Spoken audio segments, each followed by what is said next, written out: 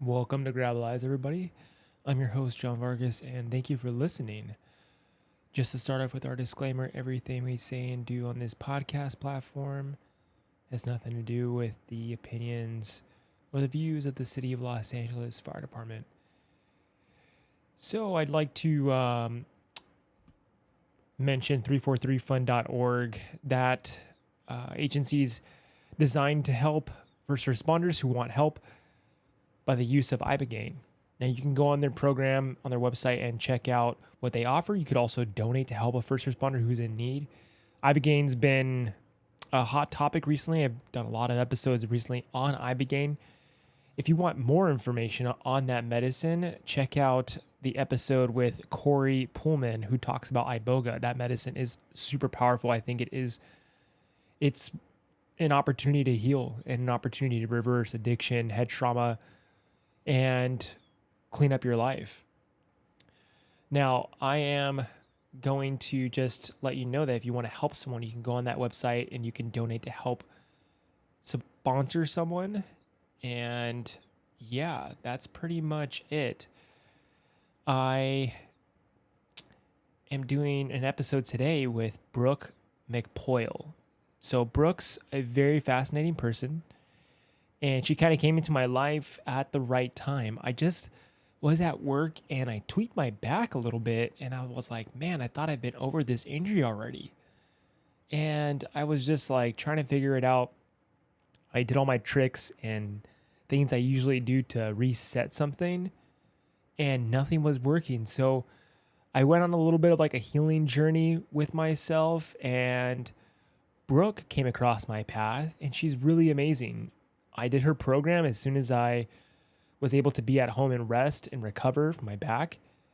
Man, her program is fascinating. I feel like my body is completely different. I mean, her program is designed for athletes and people who are extremely active.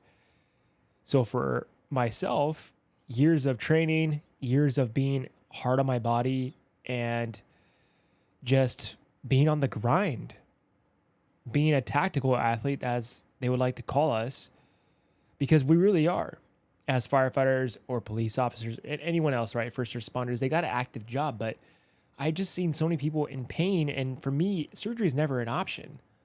I went through a program and it is a game changer. I'd love for you to hear what she talks about on fascia. She has a special understanding about fascia, how it works, its interconnectedness. Personally, for me, it was a game changer. And on top of that, I think it's something that you have to put time into. This is not a quick fix. So I hope you guys like this episode. I'm probably going to do more episodes with her because there's so much to her work. You can check her workout. It's called Musical Breathwork. And you can look her up on Instagram. I'm going to put up all the stuff on the description. It was a great episode with her. And enjoy the episode. Thank you guys for listening, and take care.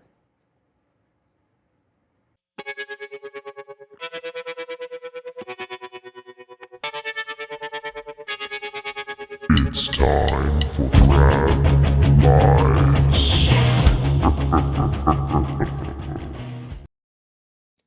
Thank you. It is, I think my goal in life is to just take a sledgehammer and break the old paradigms of how things don't work, and kind of reveal the truth of kind of like the mud of life.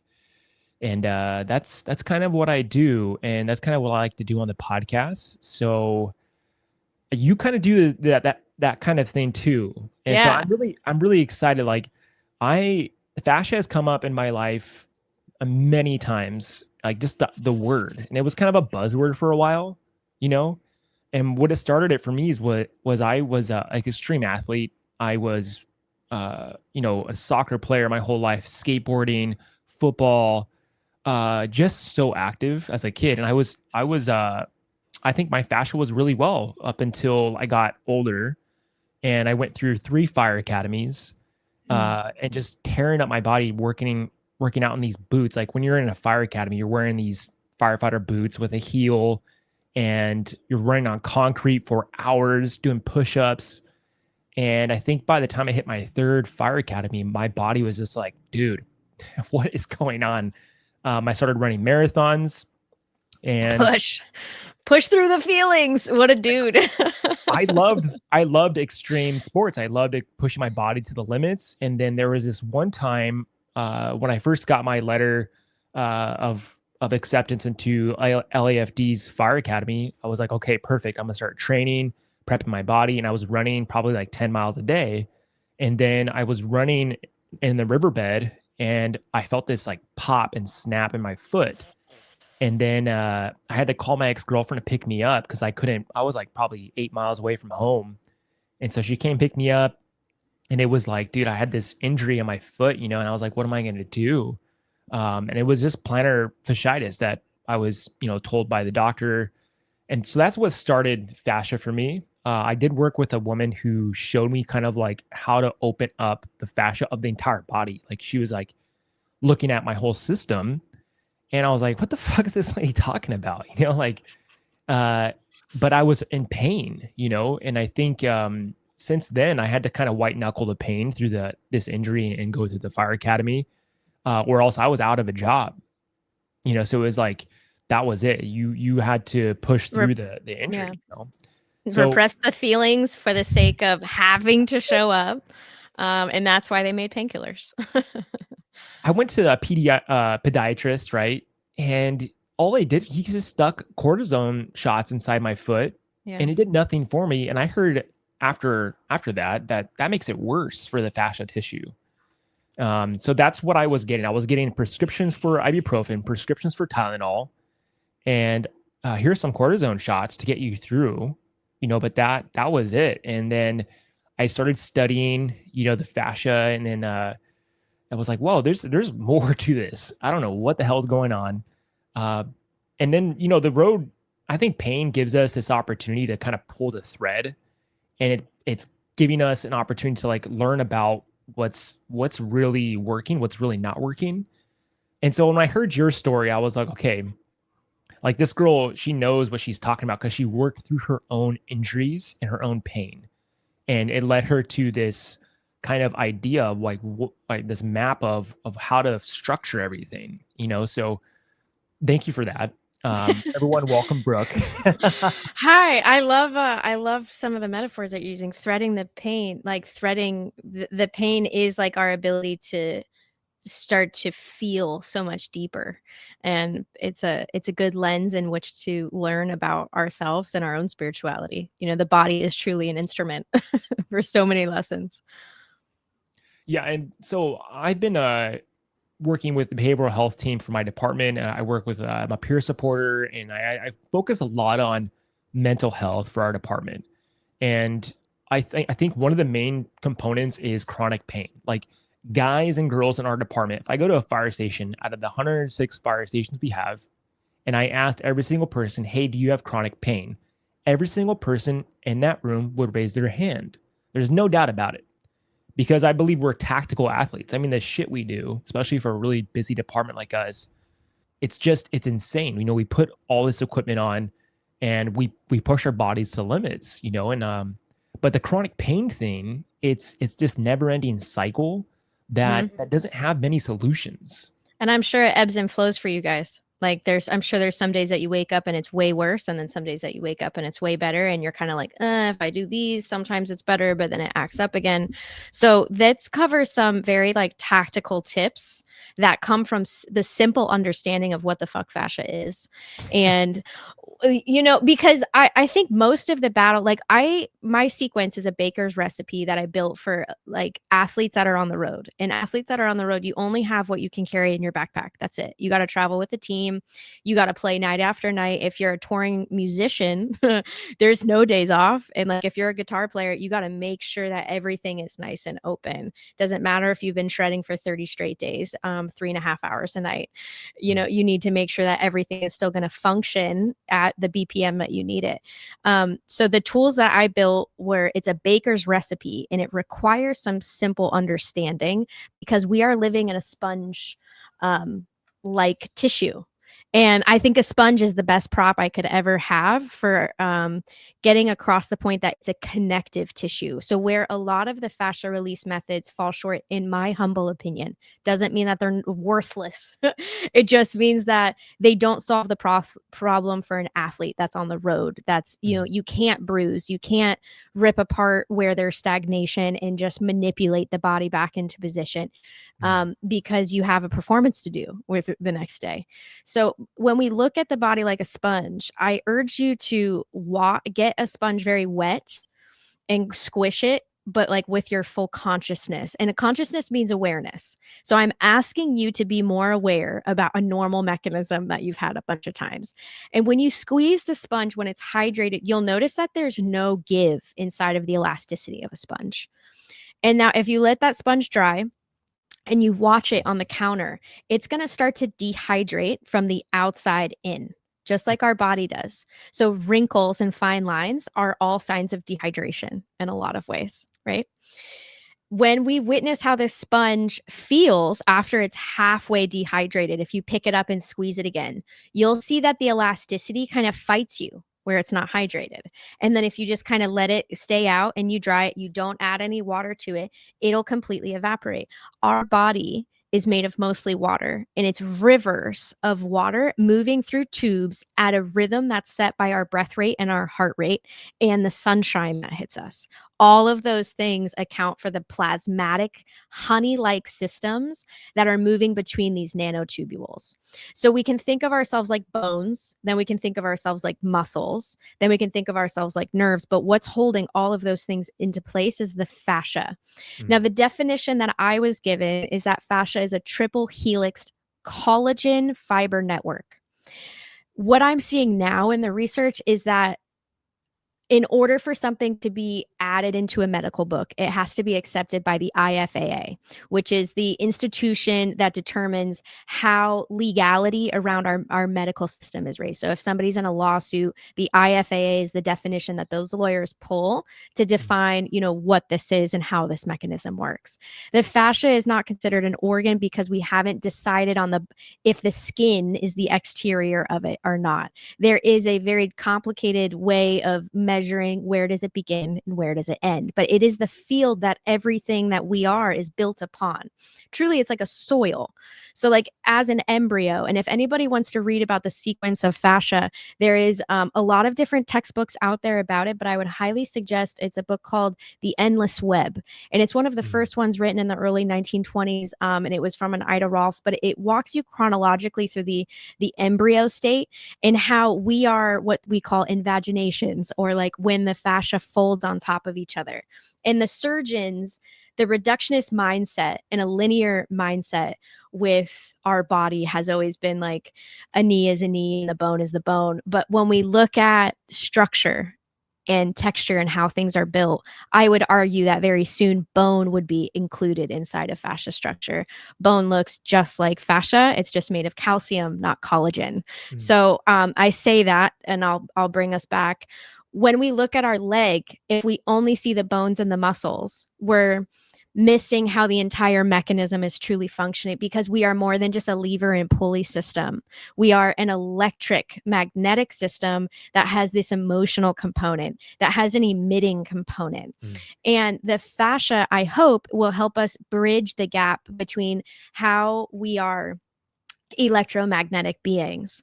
How is this current of electricity moving through us? It's through the fascia system. So there's fluids that go in between these tubes and then fluids that go around those tubes. My program focuses on the fluid that we know about. That's called hyaluronic acid.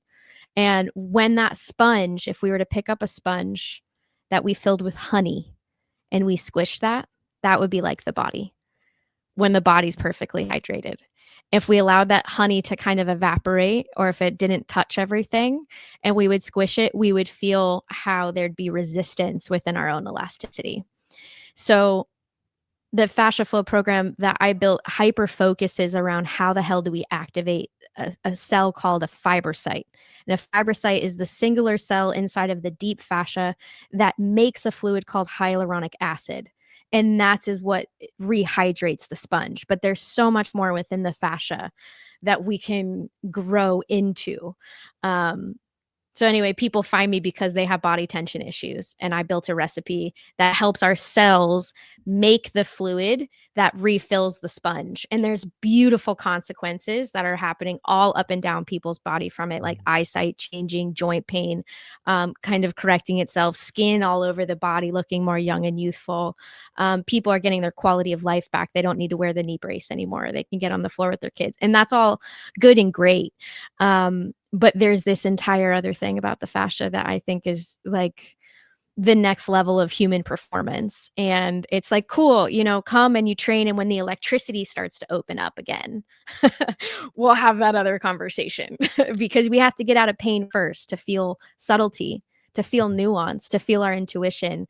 We can't have a system that's stuck inside of constraint or dissonance internally. That's so well put. And so I did your fascia flow program, Mm-hmm. and because I was like, what is this girl up to? You know what I mean? I was like, I got to do this myself because I'm all about being curious and testing my body and seeing what works, what doesn't.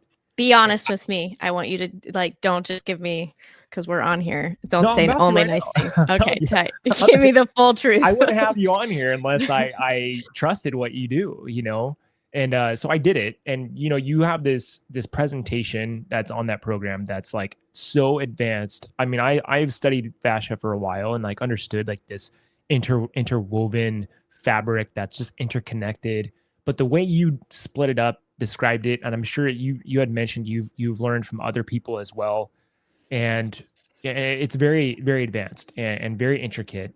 And on top of that, it's the stacking of all the other pieces of education, like the hyaluronic acid, and the understanding of like the electricity, and the just understanding the mechanism of it all together, and it all split apart. It's like there's so much to it. But so I had still struggling with like this plantar fasciitis, and so like I've done so much work on myself where I go to work and I wear these boots, and that's what activates my pain is when I go to work and wear these boots. So I will not be in pain until I go to work, wear these boots for a 72-hour shift, and then I'm like, damn it, my fucking foot hurts.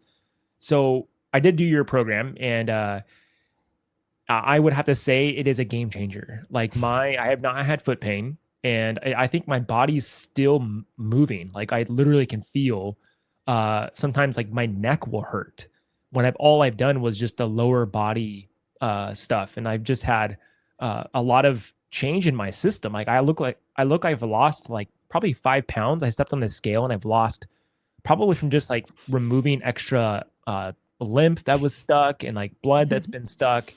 So I would have to say it's and I've used it with my fiance. We do it together, and it's been really fascinating and very humbling, as you would say. So I love it. It's great. I think, and I like how you do make it a bit more practical, because firefighters, we're very skeptical in general, and we like practical things. And I love how you make it where you've designed it where like an athlete's on the go. Like we are athletes at the station, and a third of our life is living at the firehouse. So something like this is helpful. It's definitely time consuming. I think if I've sat with the tennis ball and let it sit for 5 minutes on an adhesion, like you would say, it takes me about 90 minutes to finish. If I do it I all. know. I got to tell you, so I've been working on ways to expedite it. Like that's I would say every single program has its pros and cons. And I think that there's an opportunity for me to make a tool at some point, but like I want it to fit in a fucking backpack. Yeah. So it might be like a ball with a block that's kind of like riveted. So that would be easier. I've been playing with prototypes. And then the time constraint, I've noticed that it kind of depends on age. Like when you train longer, your body gets used to making the acid faster. In kids, like the kids need half the warm up and half the compression, which is amazing. But with adults, if we get in the sauna and we get really good water in your body and we've exposed you to like sunshine, Mhm. there's a little bit of it happening rapidly, but it all depends on how much is really stuck on the surface. So it's like it's such a time game, but I'm with you. It does take time. I think that would be the con of mine is it's like it's a slower process and then nobody can do the work but you. I think, well, one of my things too is I have a lot of tattoos. So Mm. I did want to ask you that question is like, what do tattoos do to the fascia? And like, is this like the end game for us? Like people who have No. a lot of tattoos? No, but there is a machine that I would highly suggest either buying for yourself or Mm. getting a treatment with. It's called an Avazia machine, old Oh, school. It's 30-year-old Russian tech. We call it a microcurrent or a best RSI. And Avazia has fought tooth and nail to stay in business because of after like what the FDA did them, they had to mm, pivot 6 times, and they just exist because they're incredible natural way to get rid of pain. But what I have found is people that have had surgery where the nerve was cut, mm, the way that the fascia heals with those cells, it will heal itself back to a point, and then there's kind of the stagnation point, and people will have scars that kind of sit at the same level forever and ever. Well, mm, if someone wants to break up the fascia there and like or not break up the fascia, there's a conversation in scar tissue where when you get cut open, certain cells can grow to fill it in really quick. And then your nerves have to kind of realign and then reorganize the cells that are there. And then it kind of slowly takes out those old scar tissues with a cell called fibroblasts. So we have cells that make scar tissue, we have the cells that kind of eat the scar tissue. And it's this balance within the body that allows us to heal in process. The Avazia machine was built to help people repair scar tissue, and there's a huge price disparity, and the reason why there's kind of a $1,000 jump in price is because there's a biofeedback mechanism that mm, allows you to take something like an electrode, like a Y bar, and run the machine over someone's skin. And like my technique involves a whole vocabulary of you deducing like what's problem, like where the problem is. This machine can run the electricity through the body, and if it's too fast, we know that the fascia is loose. And mm, if it's too slow, we know that the fascia is tight. And when you take that machine and you use it over a tattoo, there's normally a distortion, whether it is too loose or it's too tight. There's been a distortion on the superficial fascia. It's not the end of fascia. Our nerves can totally repair, it can totally realign. And you're not going to feel that like deeply. It does distort the superfit, like the upper layers of the fascia, but like for athletes that have, really, really bad tears in the lower body, that's going to change and affect the symmetry running through your joints. mm. So it's like I'm so much more concerned with what's happening in the deep layers. And like the reason why I say the body is an instrument so often is because our skeleton is supported by these 8 major bands. So you can imagine yourself kind of like a guitar with these bands running from the front of your body and then through the back of your body and then through the sides, and the symmetry of these bands are going to determine our long-term joint health. So I'm like super not concerned with the tender achy spots that are always going to ebb and flow through an athlete's body. I'm way more concerned with the symmetry that we have in the major fascia bands, because that's how all of the joints, that's how all of our movement is being propelled. Interesting. I have a very complex body and the way things have had manifested. And so the tattoo conversation is definitely very interesting. I mean, I have a whole leg sleeve that goes from my ankle all the way up to my pelvic girdle, and then I have two sleeves. It's just like I almost got a whole bodysuit until I started learning about fascia. I was like, hold on a second, before I get any more tattoos, I'm just gonna hold off for a little bit. I would actually say, like, would you want to do a heavy metal detox? Because I would feel like that's just a ton of ink compared to like scar tissue. So, like, So just where my head's at. that's what came up to is I did a hair test to test my heavy metals in my body, and I Hmm. have a shit ton of lead in my body. And so Okay. the way I've understood heavy metal detox is if you just Hmm. dump a ton of minerals in your body, then you just piss out the heavy metals over time. But that seems like a super long process. And I had I've done like ionic foot baths to kind of Okay. extract the heavy metals, and it's just really strenuous. I'm working on it. It's definitely something I've been kind of looking at to detox the heavy metals, but I'm I also have at a work. right. I have a good recommendation if you're Mm. interested. Yeah, yeah, So for sure. a lot of different metals come out of us through the same detox pathways, which is why like some can come out and then some can't. Mm. And the ones that like kind of get stuck in the body, lead, mercury, sometimes they need assistance to get ripped through our normal processes. So like mercury poisoning is like really intense, and I think like should never be overlooked. But in chelation therapy, which is how we get the metals outside of the body, there's been recently a new breakthrough. It's happened with a supplement called amoride, and it's actually used Mm. to purify water. But there are a couple like leading specialists that have been working with to having people just take this supplement. Like normally to chelate, you have to go into a clinic, you have to run a series of tests, and then they have to measure your urine as you're going through it to make sure that your levels stay at a certain amount, right? When we take this supplement, I'm just about to start the protocol. I just went through my blood Okay. tests. Yeah. Yeah. I'm having my whole family be a guinea pig for it. So we purchased it. It was like $800 for a tiny little vial that's like worth probably like 500 doses. So with me and my whole family, probably like a year's supply. If I hoarded it to myself, probably like a lifetime for me. But you take a super small amount and then you go about your day. But it's one of the very few minerals on earth that I actually can bond to mercury and get it out of the body without any side effects. And there's been enough case studies now where I'm kind of sold, like people that have been on the dosages for 20 plus years.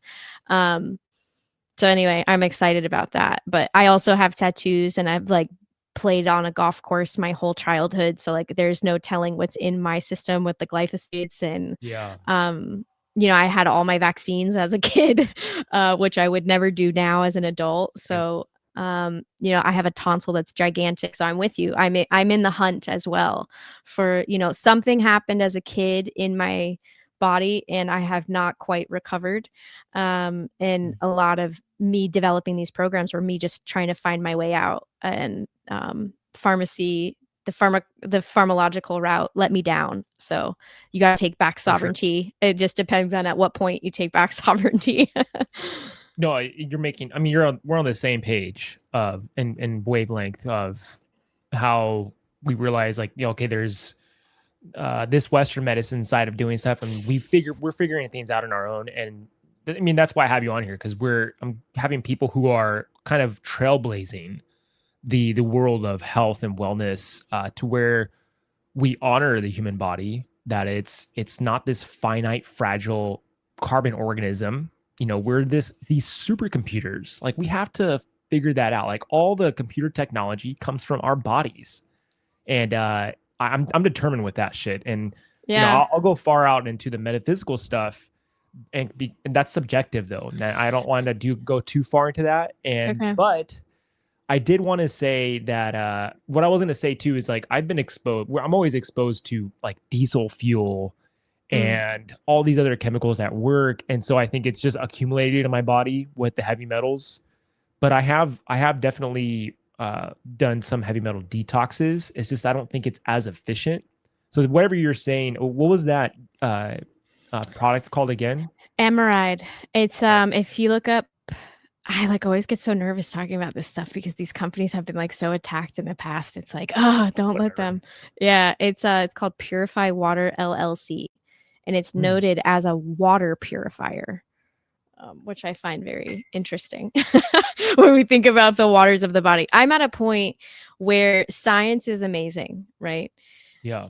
And people are fighting me because they're in pain. And like, I would love for you to train my mighty breath, because in my Mhm. opinion, that when you get into the breath and you start shaping the breath, you start consciously pumping the fluids that Mm. are moving in the system around your body. And you start coming back into this sequence of like life is a walking, breathing meditation. Yeah. But when we breathe too fast and we're too stressed out and we're in pain, you can't feel any subtlety or nuance or magic, but like you did as a kid. And as a kid, we were spring loaded. So our bodies were operating pretty seamlessly and pretty easily. And our breaths were really deep because you weren't trying to like suck your stomach in. So your cheeks would flush with red and you had this sense of kind of like unbounded joy. The emotions that we felt were tied to how open and real our bodies are. And as we kind of dull in our body, as we feel pain in our body, I feel like the body and mind are very much married. There's a calcification in the mind when the body is also stuck. And people can argue the other, that you would get enhanced skills, and I'm sure there are, but with an open body and an open mind and a big mighty breath with full electrical circuitry, and you've intaked your electrons, now we're starting to play with the next level of magnetic optimization within our chi flow. And that's, everybody's still kind of stuck on supplements and like, how do we biohack the molecules? Right. And it's like, the molecules is just one part of the river. The river's pumping moves an electromagnetic fluid that's creating an impact palpably on the resonant field around us. Like, people are not attracted to the look of a celebrity. It's not about what you can see of the physicality. It's the charge that they emit. That's what everybody's looking for with the beauty products. It's a charge. If we could get the next gen to fall in love with enhancing their electromagnetic field, not hormonal field, that's different. Right.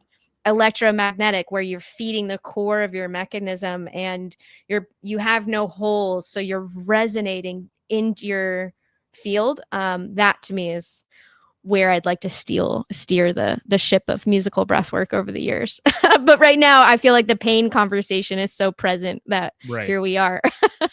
Right. So chronic pain is like an epidemic, you know what I mean? But I think stacking your treatments is so efficient. That's like my thing, what I did. And because what my story is that I had a concussion, and that's what started my real work of self-healing. And because it shut down neurologically the right side of my body. So like my fascia is really stuck around the right side of my body, to where luckily I found a really talented neurologist who's functional, and he just does this weird thing where he tests your muscles in your body in relation to your brain signals.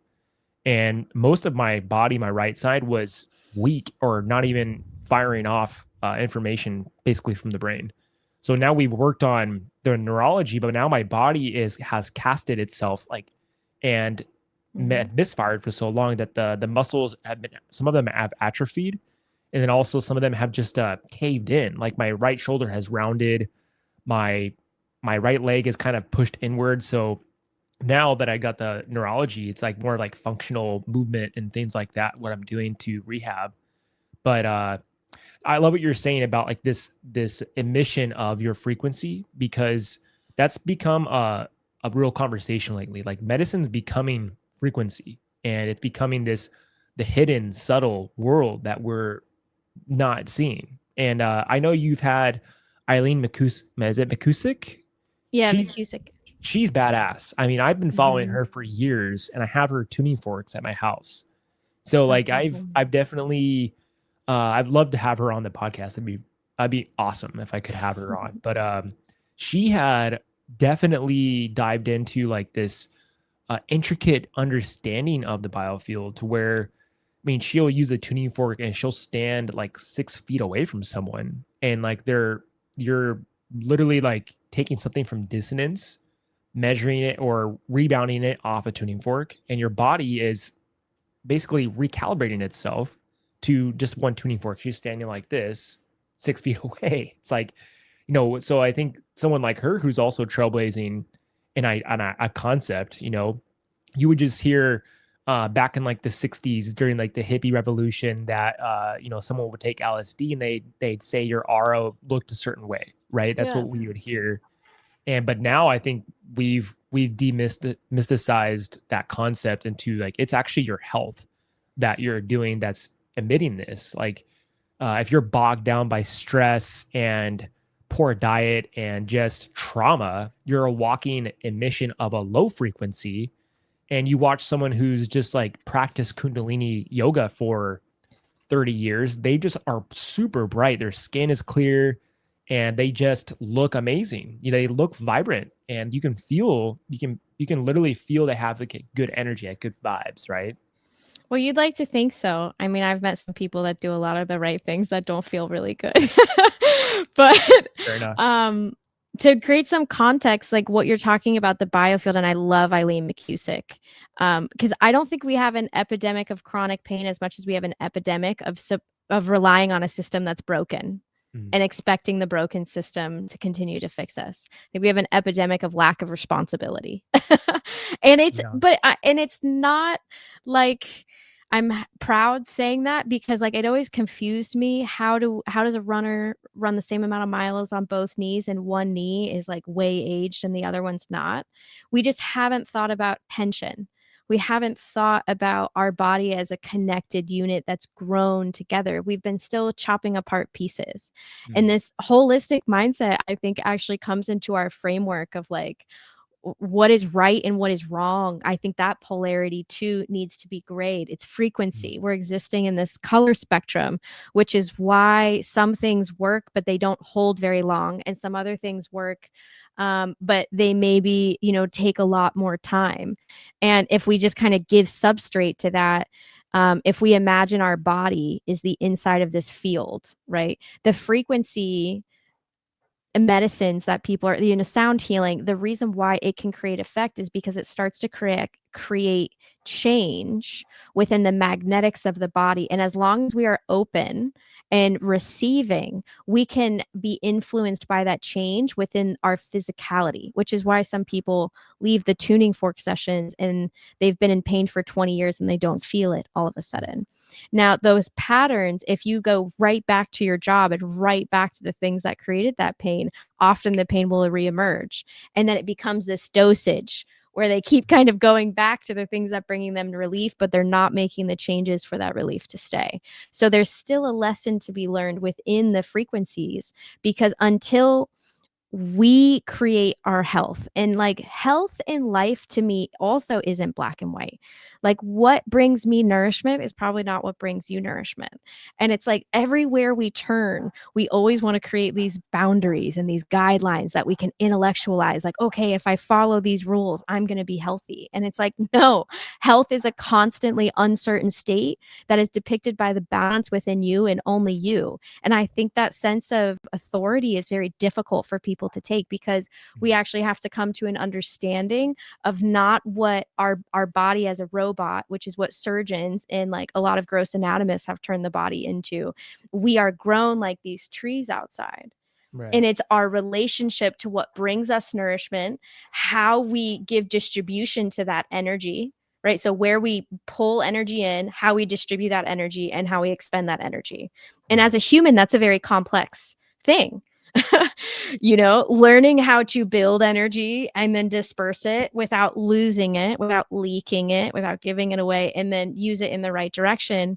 To me, archetypes is the system that I use to divide up our magnetic responsibility with each other, and body tension as breath rate is how I teach people how to control the energy distribution within inside the body. Nice. So I'm excited for what's going to happen in health, but really the framework of we are more than just our body.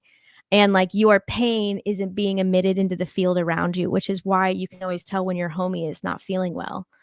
We are more connected. And I'm hoping that when people understand what fascia is, as soon as we can conceptualize something that's as interconnected as a sponge encasing all of our organs, then maybe we can grasp the fact that our magnetics are also entangled within each other. Mm. And that's why telepathy is real. That's why intuition is real. But until we can get out of our own body and be in ease, that is blocked.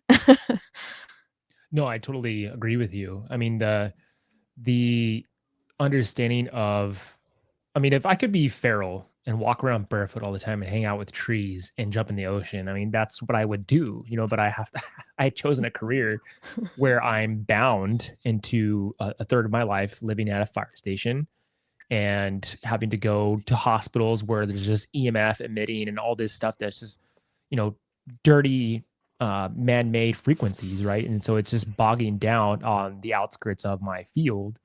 And when I come home, I feel depleted, and the first thing I do is go in my backyard and do qigong under my tree. It's like that's my practice. And after I'm done 15 minutes, I'm like completely like renewed, but I'm determined to find, what can I do at the firehouse? What can all these other people who are in service, police officers, first responders, what can we do? And I think you're right. It is not a one polarized answer to it.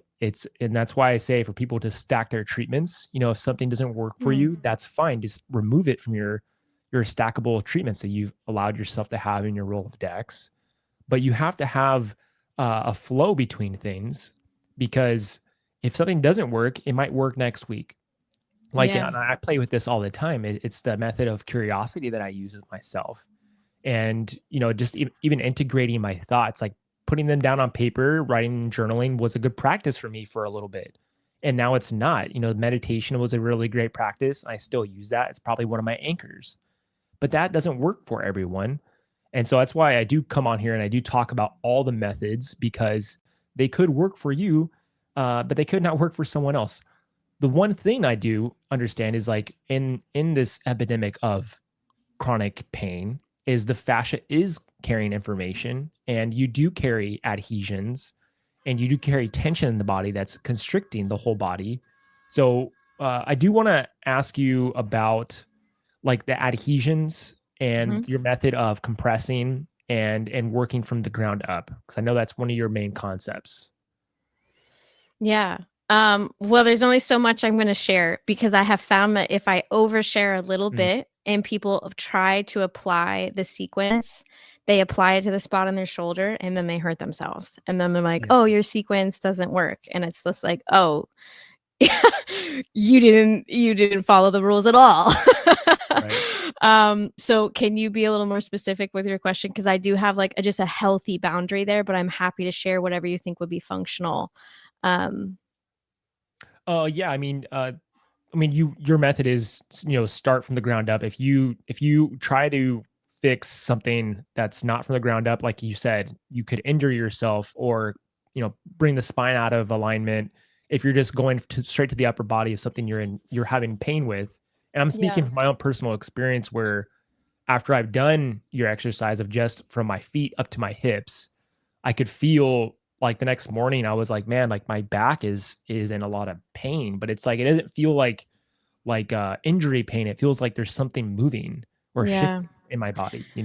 I have currently a commission out with a sculpture artist to explain this topic more visually, because without a diagram of the how these major fascia bands are affecting us, it definitely it's what makes my fascia flow very different. A Mhm. lot of fascia release programs focus on wherever you have pain, it focuses locally. As a musician, you only tune your instruments on one side. You don't tune Mhm. them on both. And when Makes you sense. build, yeah, when you build tensegrity like a structure, and I urge people, like, when you build a tensegrity structure, something in your brain changes, Mhm. and it's more than just like, a sacred geometry two-dimensional thing. When you wrestle the tension down, it's different than a lever and pulley system. You kind of see how our bones are held in suspense. Our Mhm. skull is held in a suspension system, a tension system over your shoulders. This is a big bowling ball on nothing but like one little like Jenga blocks of your spine, that's Mhm. rooted and held in space by your diaphragm. So when we build a tensegrity structure, we realize that the lower body tension mirrors whatever's happening. It reflects what happens in the upper body. And it it was kind of a lot in the beginning to, like, be so adamant. Like, I would teach a workshop, and I'd have 3 ladies being like, "Yeah, yeah, but my shoulder, but my shoulder, but my shoulder." Mhm. And I would just be like an exercise of faith until, like, "Well, wait till we get to your glute, wait till we get to your glute, wait till we get to your hamstring." And a lot of people unravel their upper body issues from the lower body, and I find that out, unfortunately, through my own trial and error of attacking my upper body issues and throwing my spine out of adjustment, like getting Mhm. fully subluxated, not being able to look to the right because I was looking at, it's like fixing a bicycle wheel. If you haven't ever tried to fix one, it's hard to explain to people, but you have to get the tension right. And you may be fixing what you think is the problem, and then you found you made it worse. And that's the reason why fascia therapy has been protected by therapists for 100 years. It's because you can really warp the spine. The major fascia bands are so much closer to the surface. So, to me, everything centers around, can we make your body create and elicit hyaluronic acid?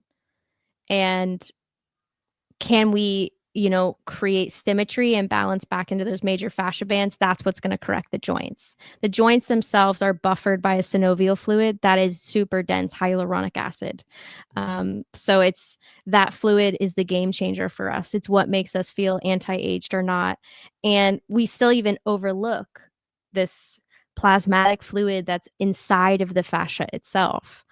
There's this mysterious fluid that is emitting this electromagnetic current that's full of electrons that we don't really know a good name for it yet. But by creating fluidity and health and just like good perspiration, I would say, like, if somebody was feeling very stuck in their body, doing a sauna, doing a steam room, doing a sweat, you guys probably get plenty of that as firefighters. But so then rehydrating with really good water. So H3O2 is something that we're all going to hear more about. The hydrogen water. Yeah. It's water in a different structure, and that structure itself is so beautiful and perfect that it's kind of ionized, so it's easy for us to feel very hydrated. Basically, you'll see that there's going to be kind of a division of, there's going to be bulk water and there's going to be something called structured water.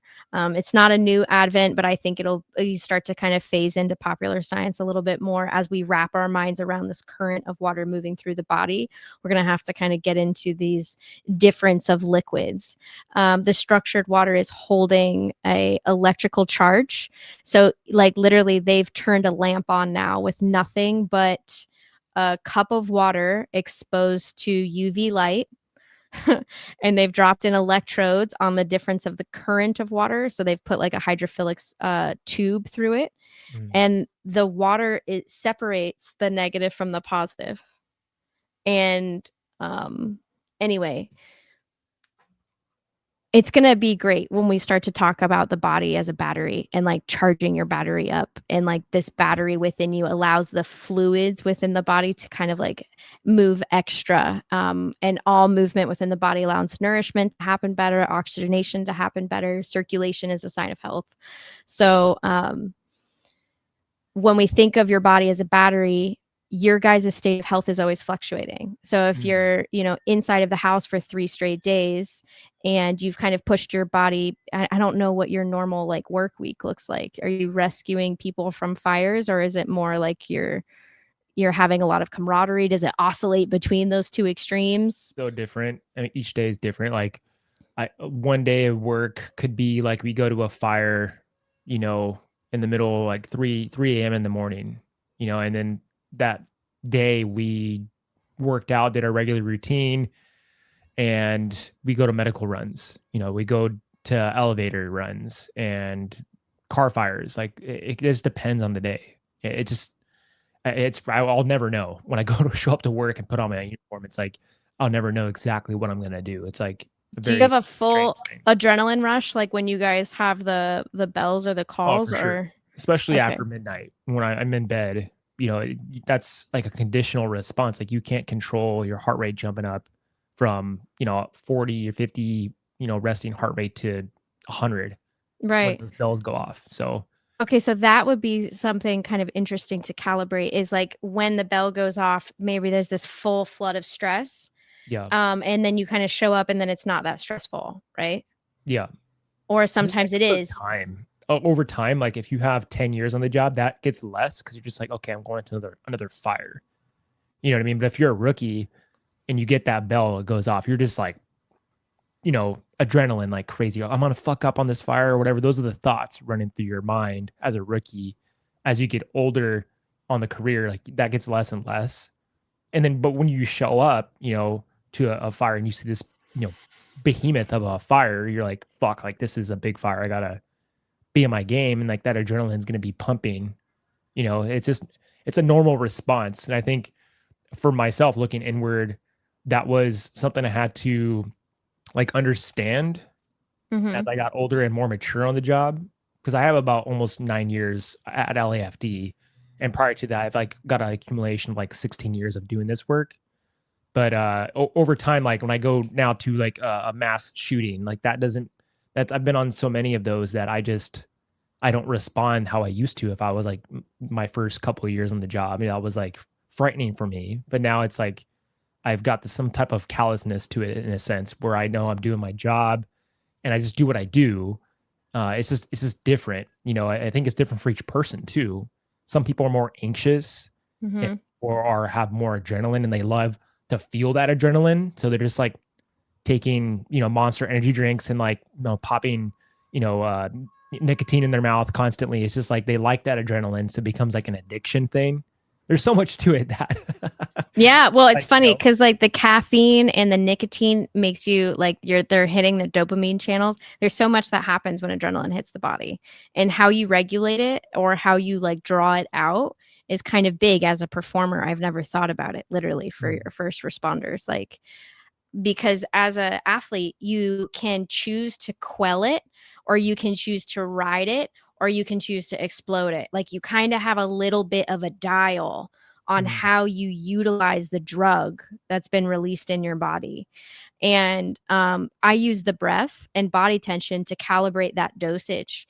But if you have guys that are like adding, caffeine makes all of our receptors in our brain a lot more sensitive. yeah. Um, so they're playing with those levels. I imagine that when you're done, do you guys have like a post recovery routine, like after something like some kind of a big event? Is there No. okay? So dopamine recovery is in my world, which is what happens after a good adrenaline dump. So regardless, everybody's kind of we have a synthesized pool of dopamine in the brain. So let's say like pretend we have 1,000 units in the brain. When somebody like has sex, it does cocaine, it has caffeine won't hit your dopamine. It'll just make you more sensitive to it, but nicotine will hit it. Mhm. Like Adderall will hit it just as much as cocaine will. That kind of stuff, then you add, clubbing or partying or going out, that's all going to just utilize all of it. Same thing happens for a professional athlete that goes and plays a big performance. All of the dopamine is going to go out. Same thing for a pro musician. So for you guys, having that kind of adrenaline event is going to utilize all of that dopamine. Ideally, you just get really bored after quiet music, quiet sounds, maybe just a good book, limited TV, and you give your brain a chance to synthesize all of the stimulation. And where a lot of people kind of struggle and they get burnt out. So they're on tour Yeah. for 20 straight days and they're fucking over it.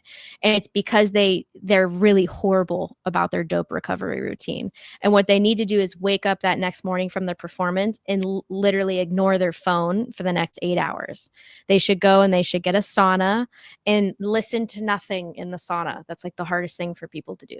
It's Yeah. like and it's like I know. perfect. That's when your brain's doing it. When you feel bored and you're agitated about the boredom, your brain is fixing stuff. That's where there's actual rest. That's when you're processing what had happened. So if you just like wake up and watch your favorite cartoon show and you think you're taking it easy, your brain is still processing so much information.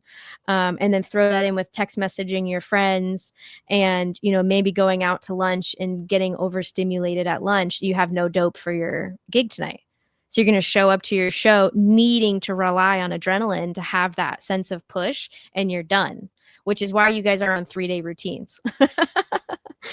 Yeah. I mean, and I know I'm speaking to like there's some stations that are extremely busy. Like their day is way different than mine. They're running, 20 plus calls a day to where they don't get the rest at all. And I've worked in those stations. I've worked busy assignments for a good part of my career. And like, I know when I was younger, I was more capable of, bouncing back. But as I got older, when I hit my 30s, it was way different. Like where Mm, my capacity to recover was little to none.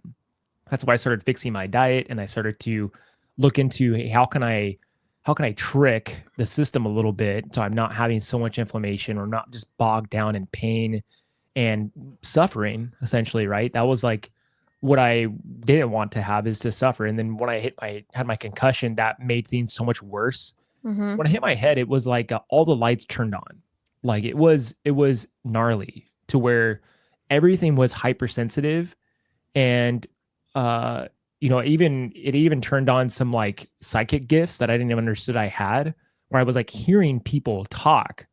And I was like, dude, like what is going on? Like I don't even understand like what is happening. It was a very strange experience. But now, luckily I had people to help me understand like what's going on, first of all, with the injury, what's going on with things on a spiritual level, and what's going on with like my body on an energetic level.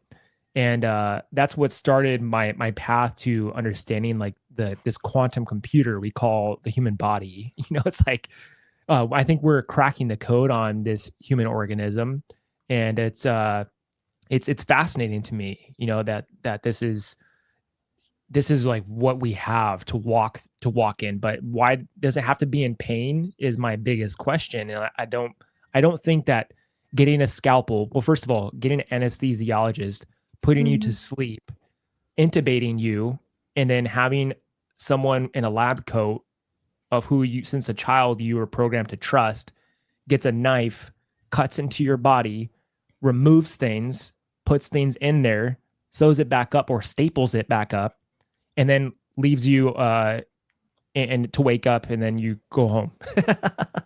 Like that to me that seems medieval. It doesn't seem like that's innovative at all. And We're I think that grown. I keep pointing to my tree back here. It's like when we finally realize that we're grown, like we grow, then we stop surgically removing parts from the body, and it's so hard to distill it, and there's a million words I can choose. I love what you're saying. I didn't mean to cut you off. no, it's perfect. I love the analogy. So it's like the body's an instrument to me. The first time I brought my harp to the beach, right?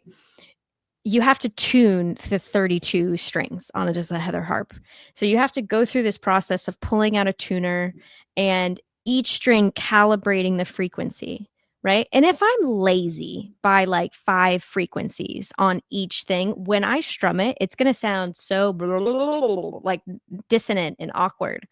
But if I just take the time to ever so slightly tune and play each string like 2 or 3 times and then calibrate it to its proper frequency, I can just sit the harp out, right? And when the wind plays it, this is how I like describe intuition. And that people are like, why is, I came here just to get my knee fixed and now I'm having these dreams, Brooke. And it's like, you're just an instrument. When the wind passes through the harp will make beautiful sounds. So is it magic, or is it the body when it's properly tuned, when your breath rate is regular, you understand that connection, you can control your heart rate at will. You are no longer the servant of an overstimulated nervous system because you train your breath rate. You train the shape. You're sitting at 4 breaths a minute. You're clocking so slow. You're the most still person around you. You're the most in control person around you. And then from that space, we've changed our magnetics. There's so much more into human optimization, and we're broken because of the people that have written the books. The people that have written the books would have taken this tree and it's like, hey, tell me how to make this tree healthy. And they're like, great, let's chop it down. Let's pulverize it into pieces. Let's look at it under a microscope and I'll tell you the mineral composition. I'll tell you what minerals to sprinkle around the base of it. That's not how we coexist as a electromagnetic structure. And we have so much more in us when we just tune the structure itself. And for real, I think that like the fascia flow from the ground up, releasing the tension from the feet to the hips, I think controlling our breath rate and all of the consequences that happen between those two actions transform how we actually feel towards life, because we have increased all of our awareness internally. Most of us are playing victim right now to a body that we are meant to master. Mm. And if we keep making excuses that it's someone else's fault, that I don't know how to master this, we're still stuck in the broken framework. We have to like, okay, I'm gonna fix it. Maybe this girl's onto something, because like not everybody's a leader, you know, like somebody's got to come forward and say, hey guys, I think this is a better way to control the joint pressure within our body. And I don't think I'm brilliant. I just think that I'm looking at the body like an engineer. And it's like, okay, well, if we like tried to make a skeleton that was a jack in the box, which is literally what me and my team are doing right now, we could prove that lower body tension is going to mess with the upper body. And like, that'll help. The visual model will assist all of us in understanding that like what's happening in your inner thigh or the back of your handspring is going to affect how the mid your back feels. Like, I don't think anybody has sciatica pain. I think everybody has a hamstring and a calf problem, though. I don't think anybody has really like neck and shoulder pain. I think that the glutes are such a bundled mess when we sit for 6 hours a day. And I do think that some exercises can help open up the fascia, but if you have compressed fascia lines, if you have serious scar tissue, like a foam roller is never going to get deep enough to mix that up. Doesn't mean that it's worthless. It just means that like, if we actually want to get to the deep fascia, we got to be willing to sit and do the work. And no one can do that for us, but it's just the beginning of a much more exciting process of Yeah. enhancing this, you know? No, I totally agree with you. And I do feel a huge difference when I was doing your program, like the fascia flow program. And I didn't do the breath program yet. I mean, I've been pretty accustomed to understanding different forms of breath work. I mean, I've practiced Tumo breathing, which is like a Taoist type breathing technique, Yeah. and pranayama. I mean, my fiance is she's a yoga teacher, so we practice breath work. These are ancient technologies. I mean, these people thousands of years ago, they had figured this stuff all out, and they've already given the map for us of how everything is already integrated. And we've lost touch with how that's been orchestrated already. Like we tried to reinvent the wheel when the map has been given to us already. Even to understanding like human consciousness, like it's already been mapped out. People have lifted themselves up through different dimensions of themselves, reached enlightenment, grabbed that information and came down the channels into the body again and is here to teach what that is. And I think we've just lost touch with the fundamentals. Like this foundation has just been disrupted, you know, with ancient technologies that already existed. And I think one of my teachers, he's a chi master, and he had told me like health is about chi flow, blood flow, and lymph flow. Like you follow those three things, you're going to find yourself in a good state of health. And other chi masters have said like the health of your consciousness is so important.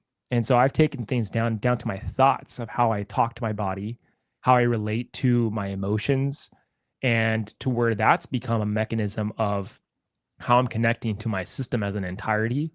But, you know, I still had these adhesions in my fascia, you know, that my thoughts aren't going to take out those adhesions from, you know, running marathons when I was younger, you know, and then having like fast twitch muscles moving, playing soccer at a competitive level my whole life, and skateboarding without a helmet and all these things like those activities. And then also continuing a job that requires me to put on, you know, 50 pounds of equipment and walk up 6 flights of stairs. Like those are the things that I'm continuing to grow with. And I think it's important that we have these. I feel like we can do like 5 episodes and barely scrape the surface of what we're talking about. I had found Human Garage, and I don't know if you have followed their protocols or anything like that. I was very curious. I went to one of their seminars, actually 2 of their seminars, and I found it to be very helpful, especially their 15-minute body stress reset. I don't know if you've tried that at all, or what your thoughts are on their. I have a ton of respect for what they've done for the community. As a person in the field, I hate that they give away so much for free, because it undercuts everybody in I don't know how the hell they're making money. They give away so much for free. But I personally cannot do his technique because I have a compressed spine. I only have 5 vertebrae in my neck. Mm, Um, it's like a birth thing. So I like to consider myself like a lion. A lion is the only one that has 5 vertebrae. So the asymmetrical twist and torques kind of leave me with a pretty wicked headache. mm, Um, so that's why I think like everybody brings something to the plate and it really depends on what you're fixing. Gary Lyman, who developed that technique, he had a belly button torque that was like 1.5 inches the wrong way. So mm, his technique was really wrapped around how do I fix that area of my body. Whereas with me, I had injured my foot, I had serious plantar fasciitis, and then had found relief um, with developing that method, which and really all that tension was coming from my shin and my calf. And here the doctors were all focused on my foot. It's funny. So I have tried some of his techniques. The ones that I can do that don't involve a spinal torque, I like it. It's similar to kind of flossing. There's definitely a flush. I think that some people could get like nice little sweet relief from that. Um, so I think everybody brings something to the plate. Would I recommend it to my professional athletes? No. Can they take it easily with them on the road and do it anyway? Oh, hell yeah. You know what I mean? He's given away his sequences for free. So it's like, if it feels good and your body wants it, hell yeah. Is it going to, help you with serious scar tissue or, lower body tension that builds up when you're on the road? I don't think it's specific for that. So we all have our own frame to it. mm. And outside of just playing with some of his instructors at some of the overlapping events that we have, I don't have too much experience with it. But I'm not closed off to it either. It's kind of like people need to experience what their body, what the options are, what the tools are, and then I think the body naturally guides you into it. So his technique doesn't speak to a problem in my body. Mm. So like I don't resonate with it. Doesn't mean that it wouldn't apply to the next person's body. No, I totally get that. I think the stress reset is what I was dedicated to do, and Mhm. I did feel at when I stuck to it that after I got past like a week or 2 weeks, I felt so much resistance in my body. My body didn't want to turn those ways, and Mm. my body didn't want to. It was just there was that resistance that I didn't want to face essentially. And as I pushed past it, there was like this drop of energy. Really, I could feel like my body exchanging a frequency that like would leave me because of the stress I was holding, tension from my Hmm. system. So I think when I stuck to it and I just was like dedicated, I felt a change after 2 weeks where I was not carrying as much stress in my system. And Yeah. then over a period of time, like I just have so much stress because of lack of sleep. That's just a clear example Hmm. of, over the course of the years of working a stressful job. I think when we do realize like we're all trying to figure this out together and we have the capacity to kind of focus and educate ourselves on these small things of one person's figuring out and another person's figuring out, I think it's really useful. And I've noticed that there is information that's held in the fascia. And I do feel like there was stuck emotion stuck in my body that I was not wanting to release. And I have noticed even with your technique, I would just feel like, dude, like this emotion of grief came through when I would get through like a part in my hip that was just really stuck and just like really just condensed.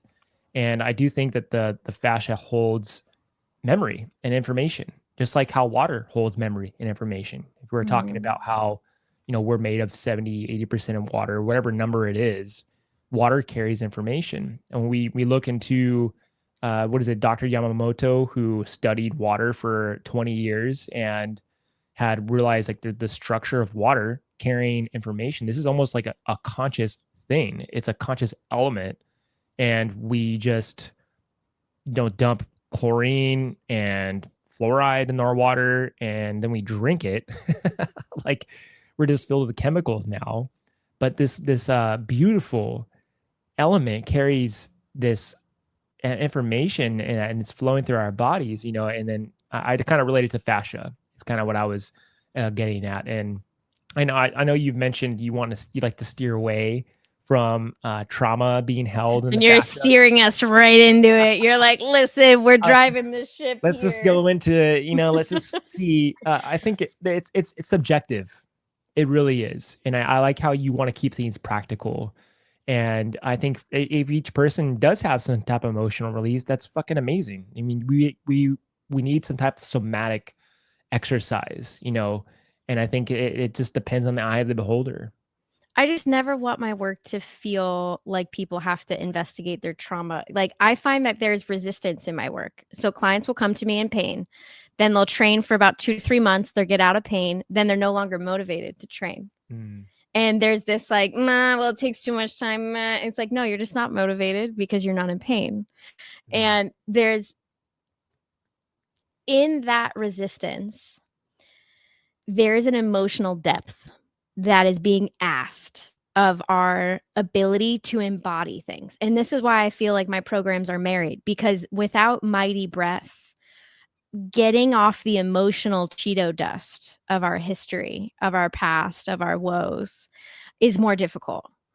And when we have the assistance of 8 deep breaths, ironically 8, like if you breathe at 4 breaths a minute, at 8 breaths, you have achieved a minimum compression time, right? So when you dial the sequence in, when you have mighty breath in your body, you have this like literally physiological assistance to wash the brain of the trauma. So like the fascia holds memory. I'm at a point right now where I think like a lot of our memories are held inside of the biofield itself, right? And Eileen recently, her and I were having a conversation about some of the experiments she's been running. She's been working with an astrologer that has mapped out her astrological signs within the biofield. And I believe that they're rays of light. Like, we have the construct of a human body, but really we're just actually moving rivers underneath like a little jello skin. Like, we're just a mushroom. So like the same awe that people have of like a mushroom in the wild, like this beautiful like fiber optic cable looking hologram within darkness and mud, like how does that organize itself and appear out of nothing? It's because of everything that's happening in the unseen, right? So our brain, I think we see it in the physical body, but it actually is storing information within this biofield, right?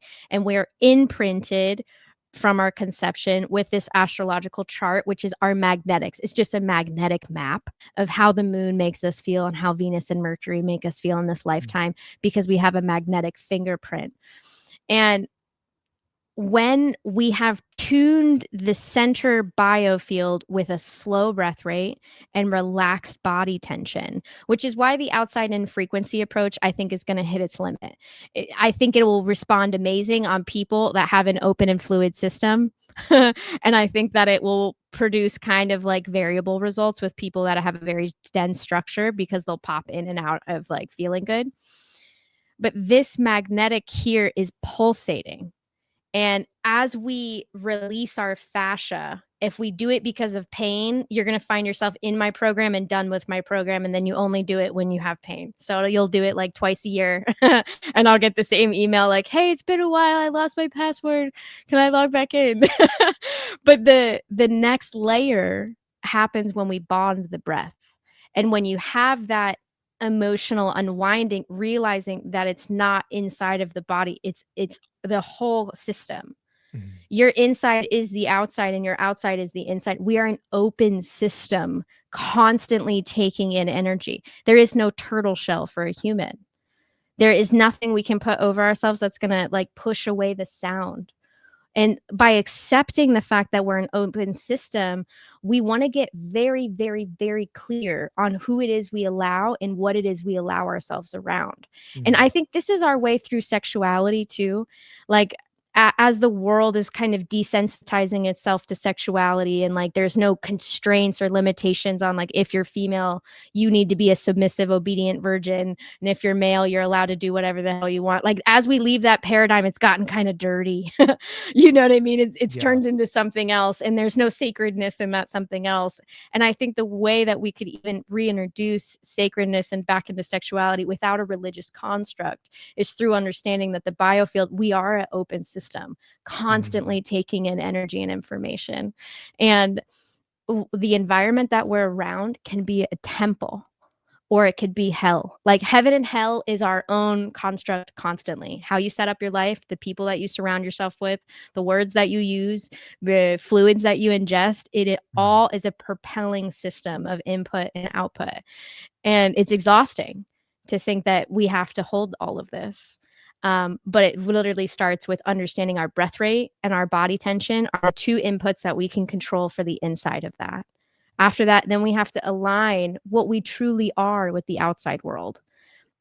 Astrology is one way, numerology is another way, archetypes is another way of aligning the weapon or the instrument that you are with the wisdom of the complex system that we all exist in. And like my solution is if we all focused on creating heaven around us, we would wake up in a different world because the systems that we all are, they overlap.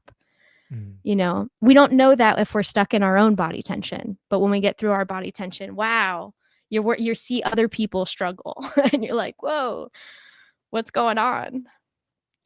Yeah, I mean, it's so well put the way you broke that all down. And it does make sense, right? Because we have our own consciousness.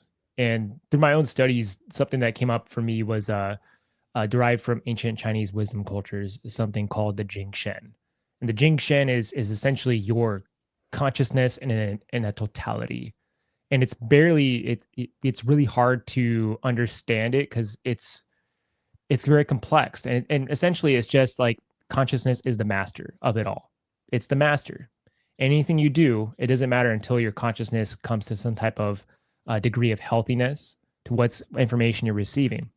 And when I would start to work on my consciousness and I would ask questions around things and do exercises like Qigong, ancient different Qigong exercises and Tumo breathing.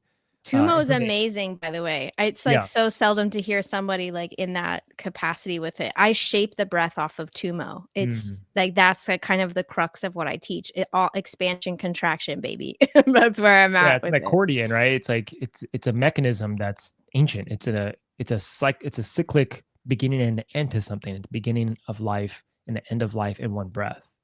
And the power of that sacredness is really profound.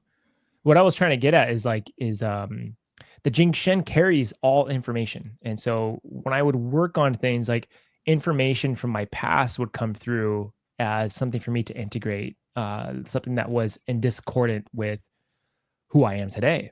You know, and so I would have to work around like, you know, this thought around something that had bothered me since I was a child had come through, you know, through moments of silence and stillness. And what happens is that the information can change. It can be integrated in a different way. It can be transformed, not changed, transformed into how you can make it more in alignment with natural law, universal law, and so forth. And like I think it's a really profound mechanism to understand when we're talking about information held in the biofield. And our bodies in physical form are going to carry that information some way or form or another. And going through what you're talking about with working with the biofield and working with the breath is you can transform these frequencies. You know, all you're doing is exchanging a frequency into a different higher accord of a different frequency. It's just like what you were mentioning in this tuning a guitar or whatever, right? And then when you hit one string of the guitar on one end, that's going to vibrate all the way to the end of the neck of the guitar or vice versa. And it's just vibration, frequency, and light. That's what we're talking about. And that's what we're made of, you know, and I think everything else that's in its matter form is just an emission of those original templates and the blueprints of what we really are. And I think bringing up these conversations for people can just blow their mind, you know? So like if we even zoomed into what frequency means in the body, because I can like feel some brains are gonna be like, oh fuck that, this has turned into something woo-woo. And it's like, no, your breaths per minute is a BPM. Your heart rate is a BPM. Your brainwave is a BPM. And then we do not currently have the medical tech to like have a global number of like how fluid the fascia is. We can kind of like see it on imagery. It's still like there's some shortcomings there. But we have to kind of open the brain up because what we've seen is like skin. You know, like, how is this frequency? This isn't a sound. A sound is a frequency. How is the body that? And it's like, well, if you just stop, close your eyes, right? And you feel your heartbeat. Well, what the hell is that? Like, if your heartbeat stopped, then what happens, you know? And it's like, then when we kind of dial it in, it's like, oh, our breath is a frequency, the heart's a frequency, the brain is a frequency, everything is pumping at a certain frequency. And so when we say a high vibe, like, I'm actually all about low vibes. Like, the slower the breath rate, then the slower the heart, then the slower the brain waves, which I believe opens up our resonant capacity to get to gamma. So I'm not in a high or a low or like this is good or this is bad, but I'm looking for fluid, balance, symmetry. And then I want to give my athletes and artists control over what happens when adrenaline hits. So it's funny, like, what you zoom in on depending on your perspective of how this instrument works, right? Because when we get the equation that actually controls the frequency output. So it's like, suspend your imagination. You are a firefighter that moves into a fire, right? I don't have that experience, but I do have the experience of walking out onto a crowd with a microphone in my hand, right? Or like walking up to a tee. And there is a supercharged feeling when the adrenaline starts to dump and the heart rate increases. And then there's this energy on you, this attention, right? Which, like, we do not currently metric outside of social media or like ticket sales, but like, when someone says I've played to an audience of 1,000 or I played to an audience of 10,000, that is a metric of the amount of voltage that your person is now handling in your biofield, which is different. To train an athlete to walk through a tunnel for that level of adrenaline is different than the person who's just going to go and play at their local club for that level. So when the adrenaline hits and you have all this extra attention, what happens to the body? The electromagnetic structure increases. Now, in that amplification, you can be paralyzed with fear, or you can use it to turn the volume up of everything that is within you. You can take that drug of adrenaline and turn it into the greatest thing you've ever been. But how do you do that? Breath rate, body tension.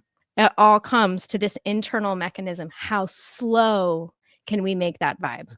It's not a high vibe or a low vibe. It's a slow or a fast. And the slower we go, the more control we have, the less spastic everything becomes. Because the biofield wants stability. It's in this. That's why people reject this model, because it removes all of the stability and certainty of the doctor, of the authorities that we've placed. Like, to ask the questions that you're asking requires so much mental movement of letting go of old systems, which is why most people having these conversations fought their way through pain because they had to ask the question. There was no longer like any other way through it. But the certainty for me is if we can dial into what happens when energy and attention is upon you and adrenaline hits, that experience right there is the electromagnetic experience that most people are terrified of or they live for.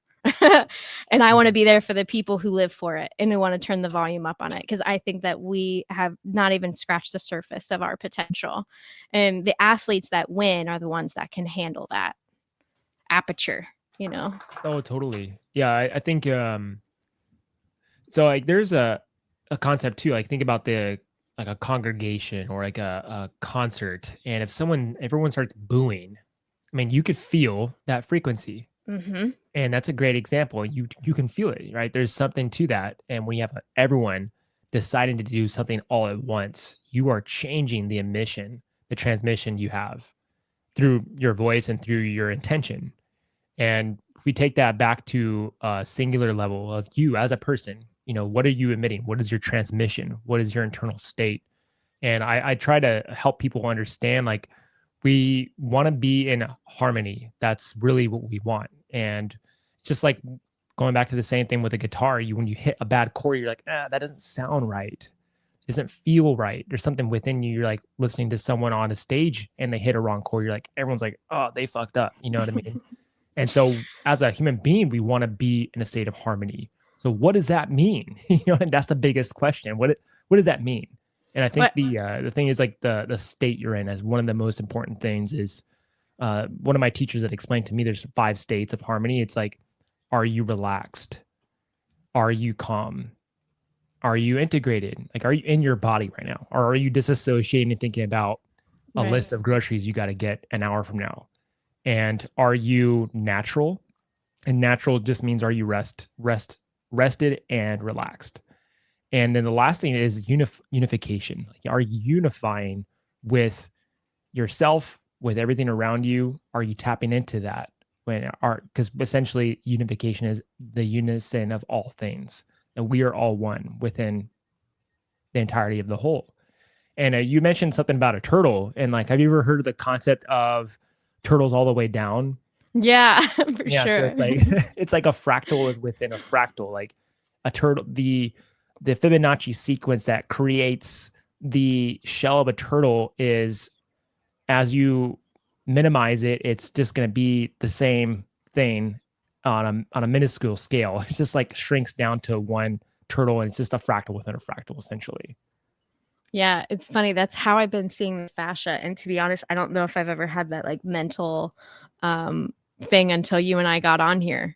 And it's like the fascia truly, like when we look at if we were to see like the tissue and then we would see the magnetic emission, it's just like the outside of the body is this interstitium as well that connects us all to each other, which is like why when you go into the woods you feel different, because like your biofield's being influenced by all of the biofields of nature. This concept that our health is only in our body, that it's only part of the molecules that are within us, is very reductionist, very linear. And I think that state of harmony that you listed is so beautiful. I was thinking of like a kid in their perfect state of presence. And as adults, we have so many things tugging at our minds for attention. And it could just be even be love, like us worried, like I'm worried about my brother, and I'm like, I had to move a 10-year-old beehive yesterday, a baby of mine, so to speak. And that is like, I'm still waiting for the rest of the orphan colony to like find its way back. And it's like, I can kind of feel my worry for my brother over here, my worry for my beads over here. And these things are kind of expanding my field and kind of tugging at it. That's why like we have heartstrings.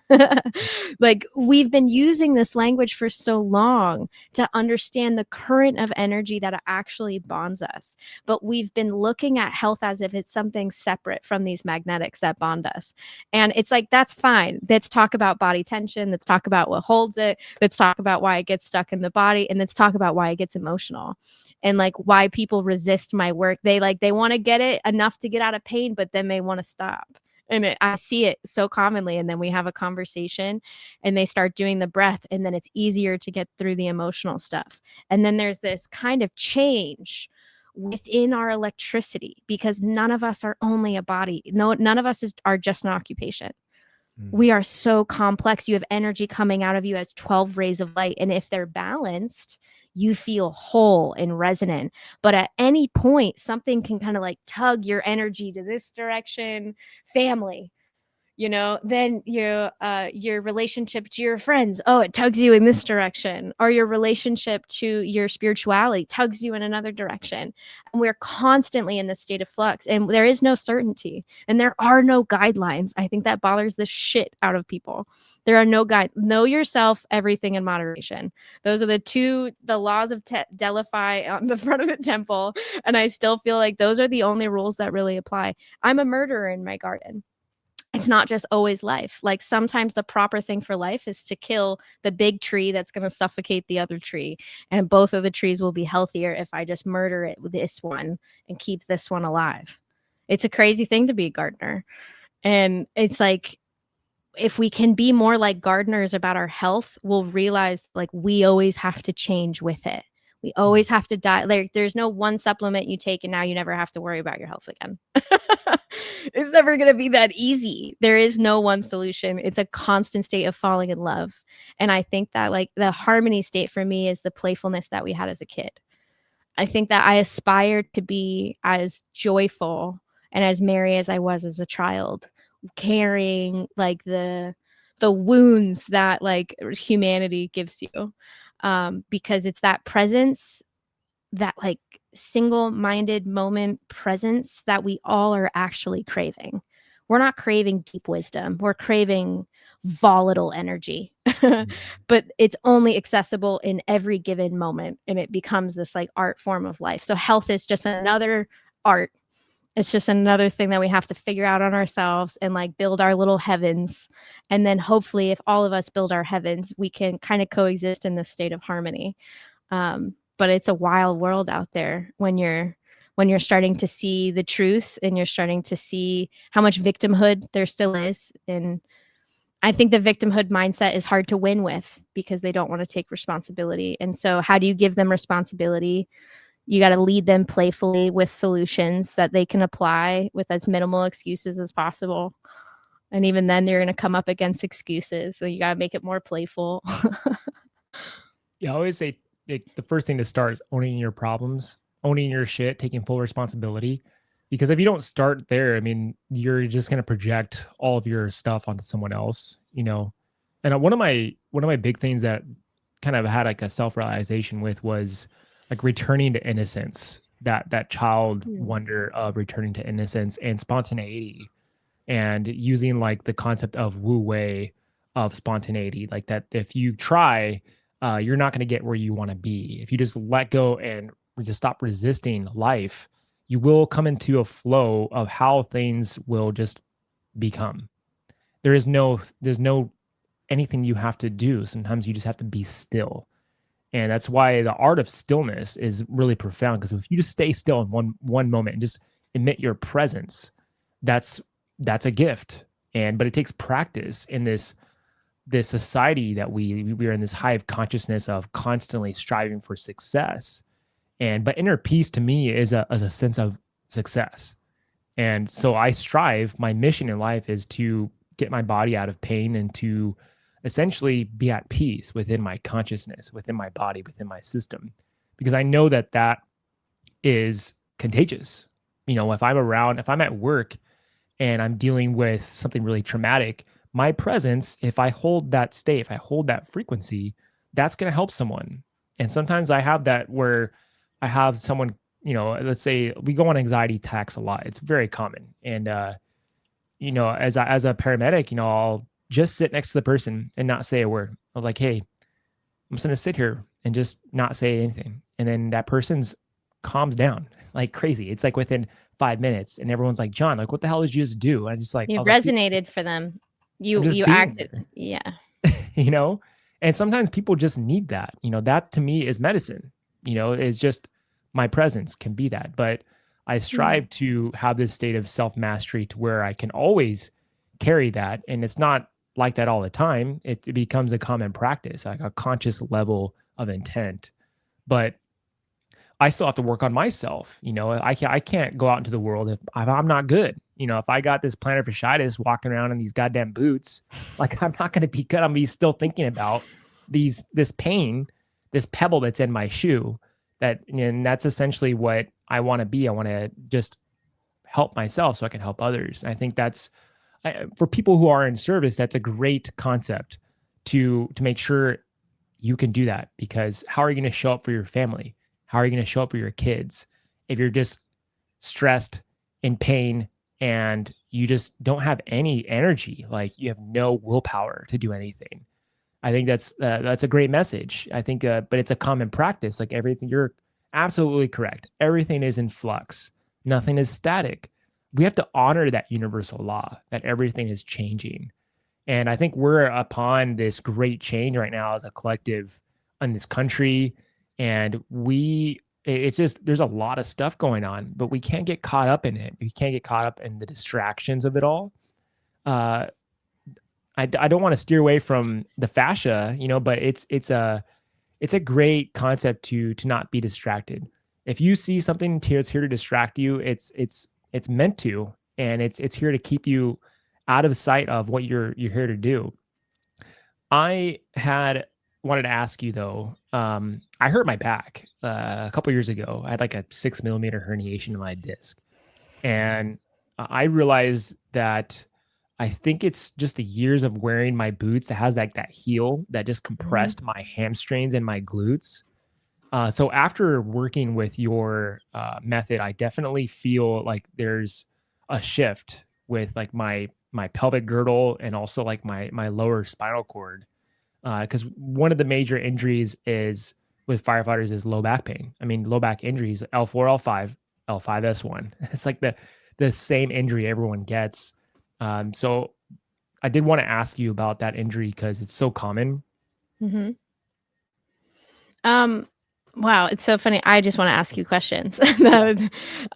So does it still hurt? Like, how does it feel when you're working the glutes? Like, is there one glute that's tighter than the other, or is there one Um, leg that's tighter than the other? Are they both feeling my right leg is tighter than the other leg for sure. okay?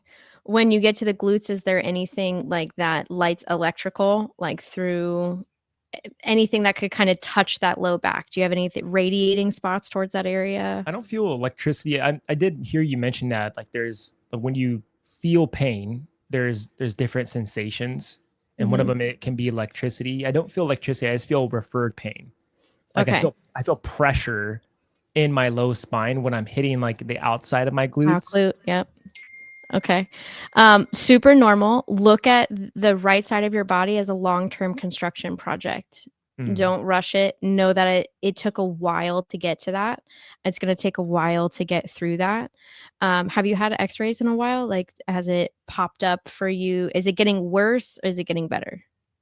Well, I recently triggered my back pain uh Mm-hmm. like 3 weeks ago, and I felt it coming on, and I was like, man, like I was doing like the stairmaster every day, and I was like, I don't know, like, I've been doing a stairmaster, and this back pain came up. It felt not spinal, it felt more soft tissue, like Yeah. multifidus and glutes area. Because when I would walk and I would press my hand on my glutes, my back pain would go away. Okay. When you do your lateral band, so your IT band area, how does that feel on the right side? Oh, I felt like hell. I wanted to like scream when I hit that Yeah. lateral band. Yeah. That is going to be part of what's going to keep the upper glute in that tense space. And if you kind of double down on your devotion of the lateral band, kind of break it into two sections Mm. and love on those areas. Um, Even if you go asymmetrical, if you go twice on that lateral band but only once on the other, ideally you would keep them symmetrical.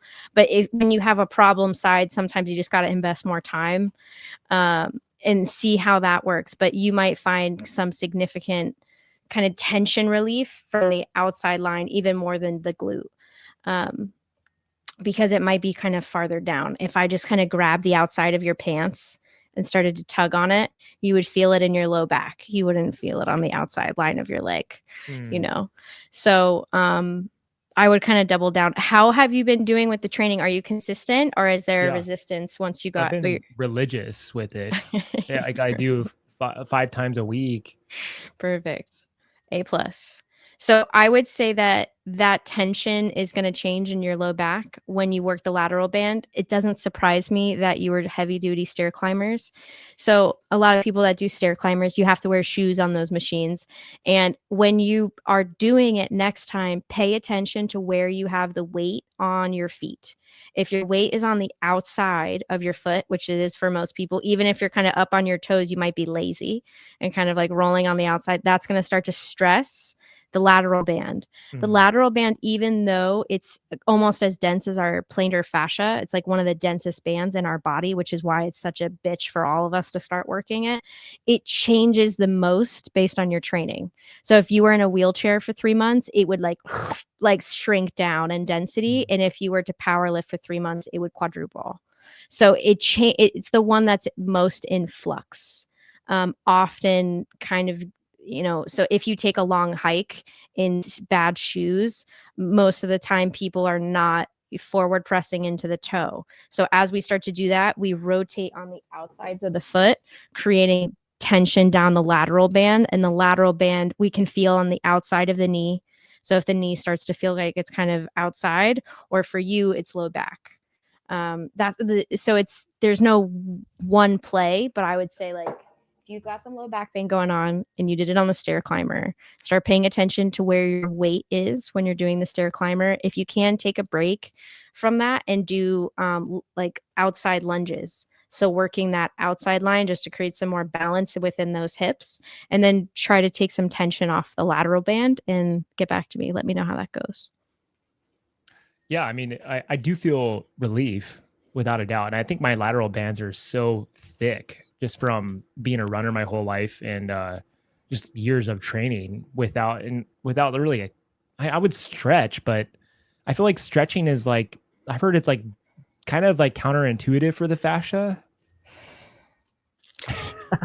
If it's dehydrated, this is why I feel like everybody needs to learn about like what makes it fluid. Because if you stretch on dehydrated fascia, if like you just listen to the sponge, it's just like rip, rip, rip, rip, rip, rip, rip.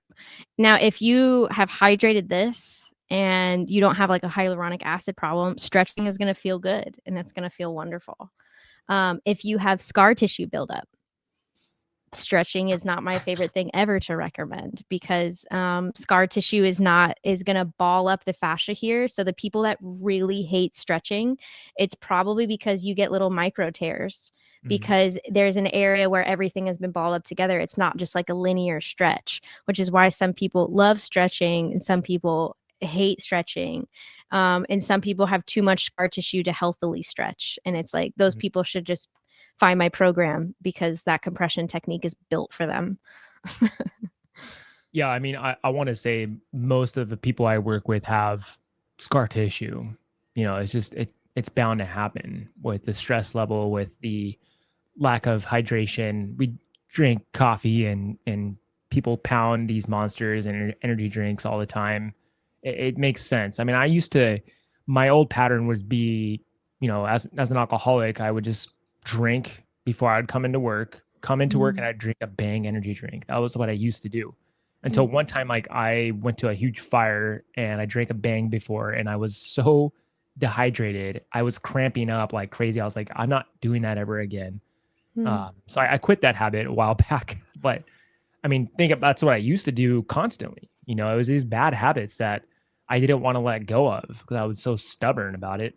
But hold on, were you stubborn because you were looking for an illusion? Like, I think that would be like a funny thing to zoom in. Maybe not with me, but like the next generation is lost in the same traps that we were all lost in.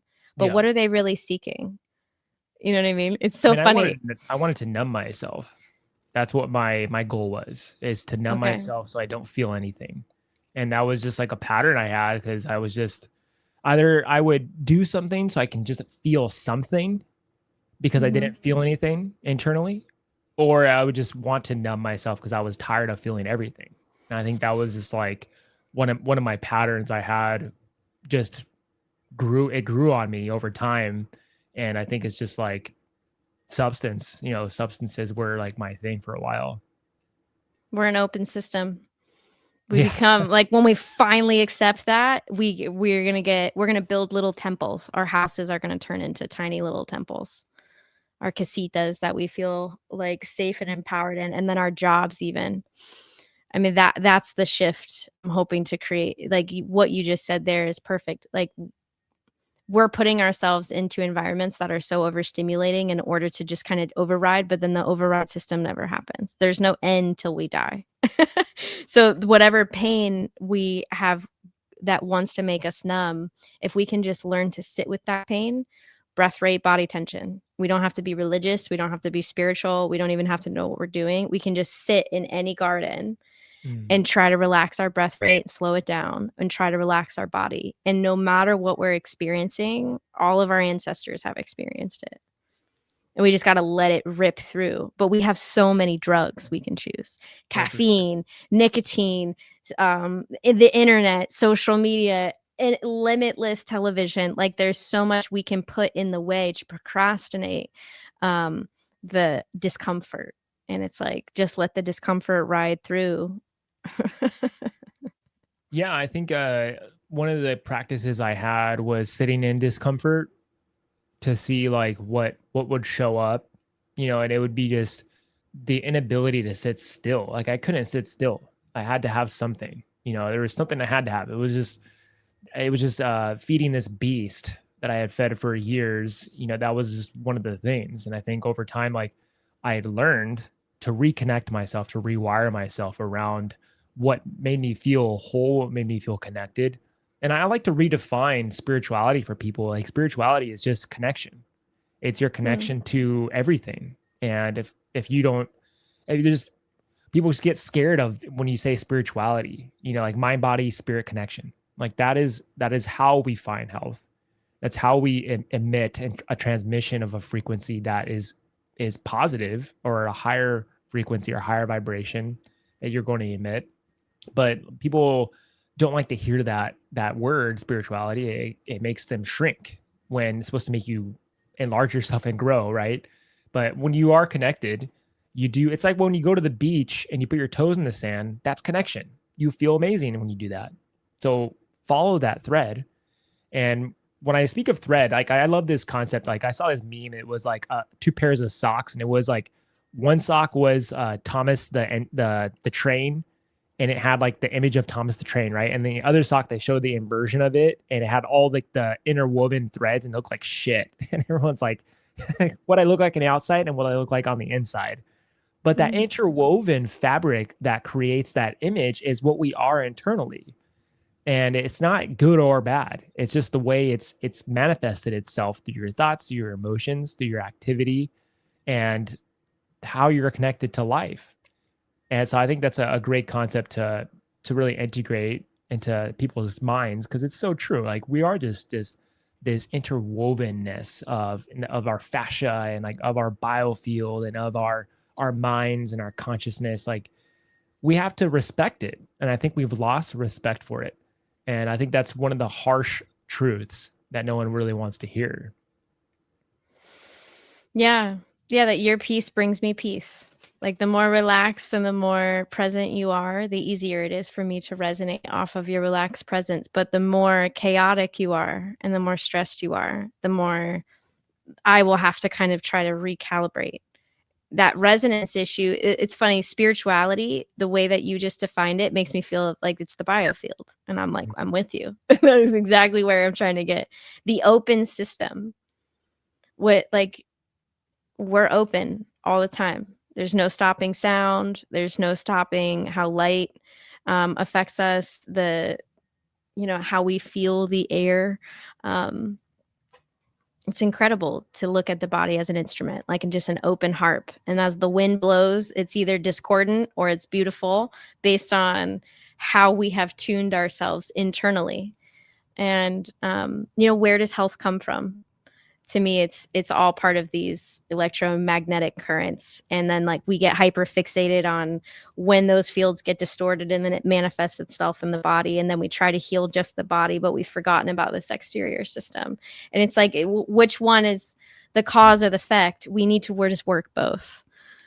We need to kind of become fluent in both. And I think that the word spirituality and the word biofield, the word open system, it's our understanding of consciousness. And I like where you're going. And I got to tell you, I was not expecting before you hit record for you to just kind of rip into my numerology and astrology. I felt like you showed me so much of how deep you are that I have taken this podcast in deeper directions than normally. Like, normally I just hang out in the shallow end of science and we can chat all day and have like a very practical talk. But I wanted to kind of speak to some deeper issues because you kind of had like pop the bottle on that. And it's like, okay, let's go to the unseen. I'm into that.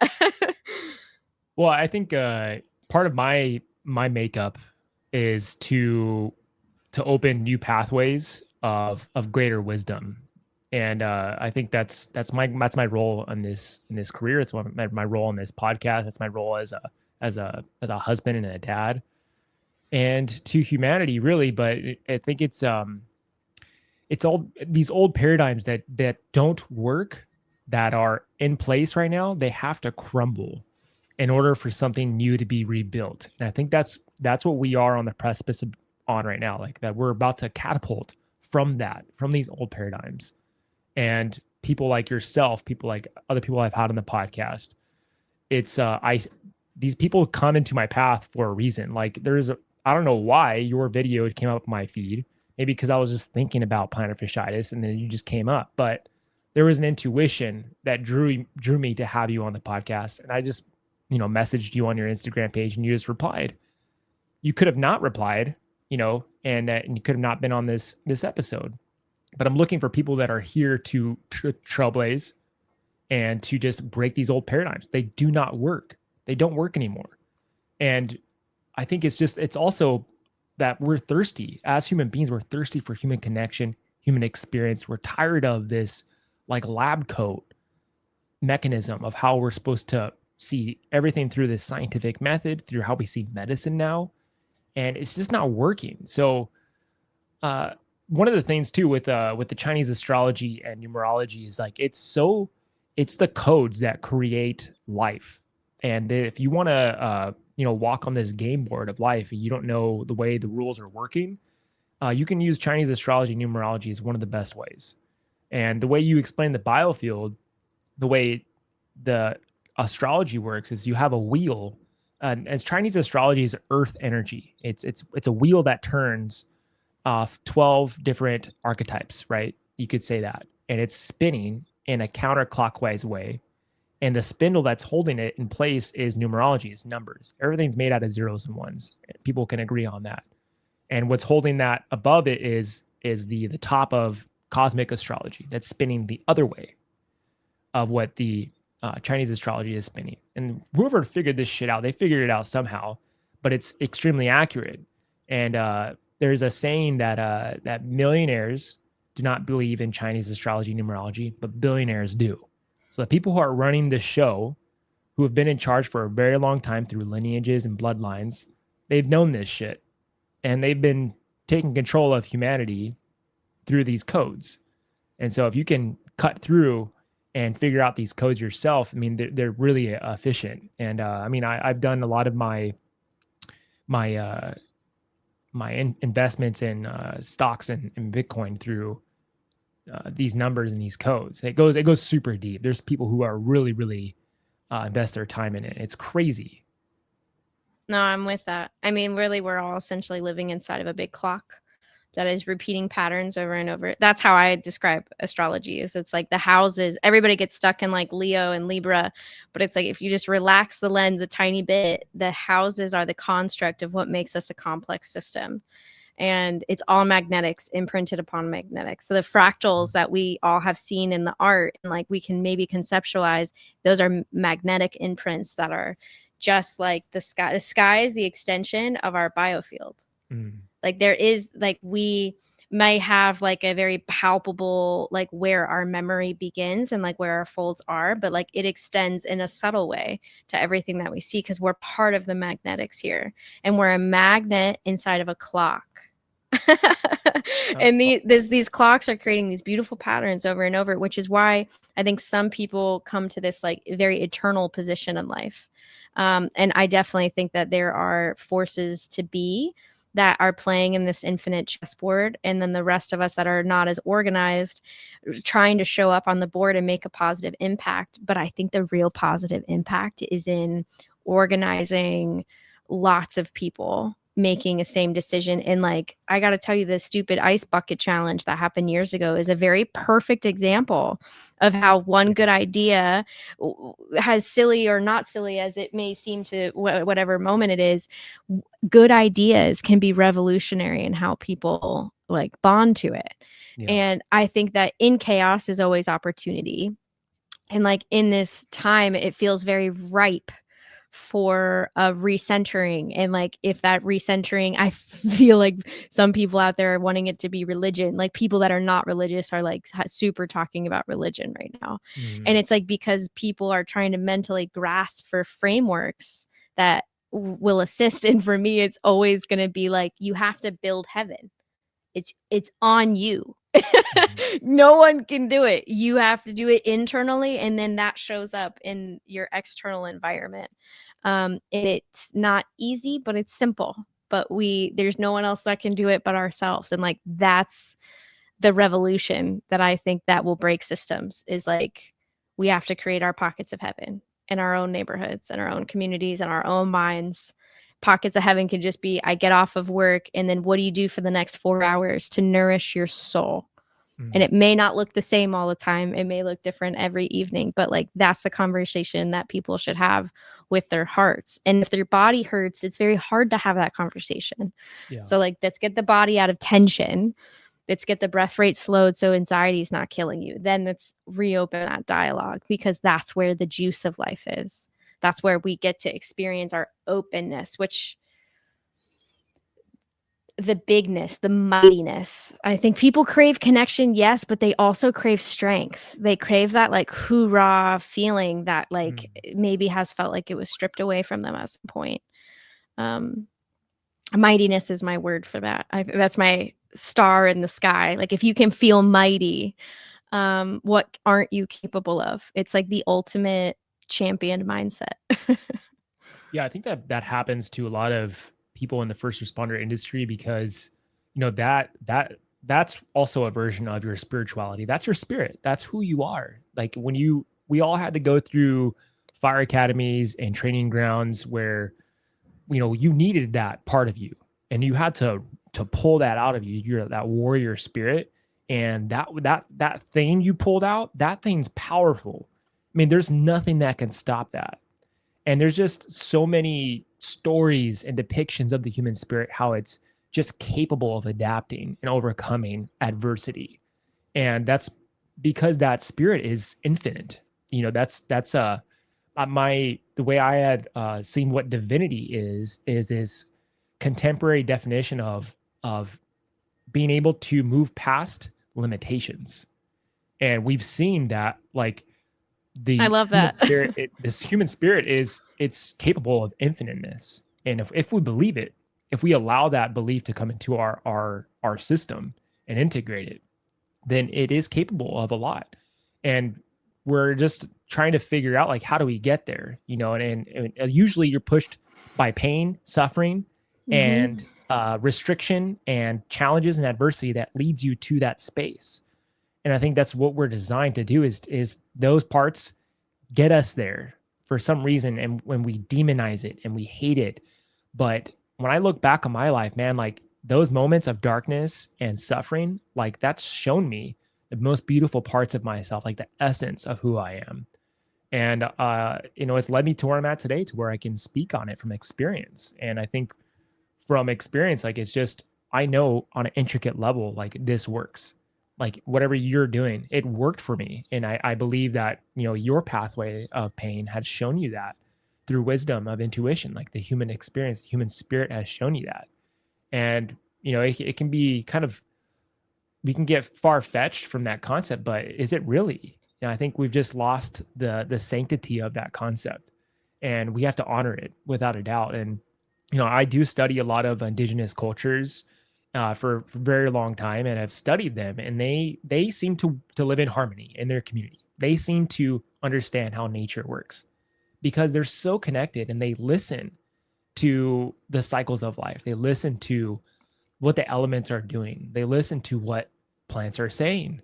And you may just think they're crazy for doing that, but it's because they've ingrained themselves into life, and they haven't lost touch with that, and they are one with it.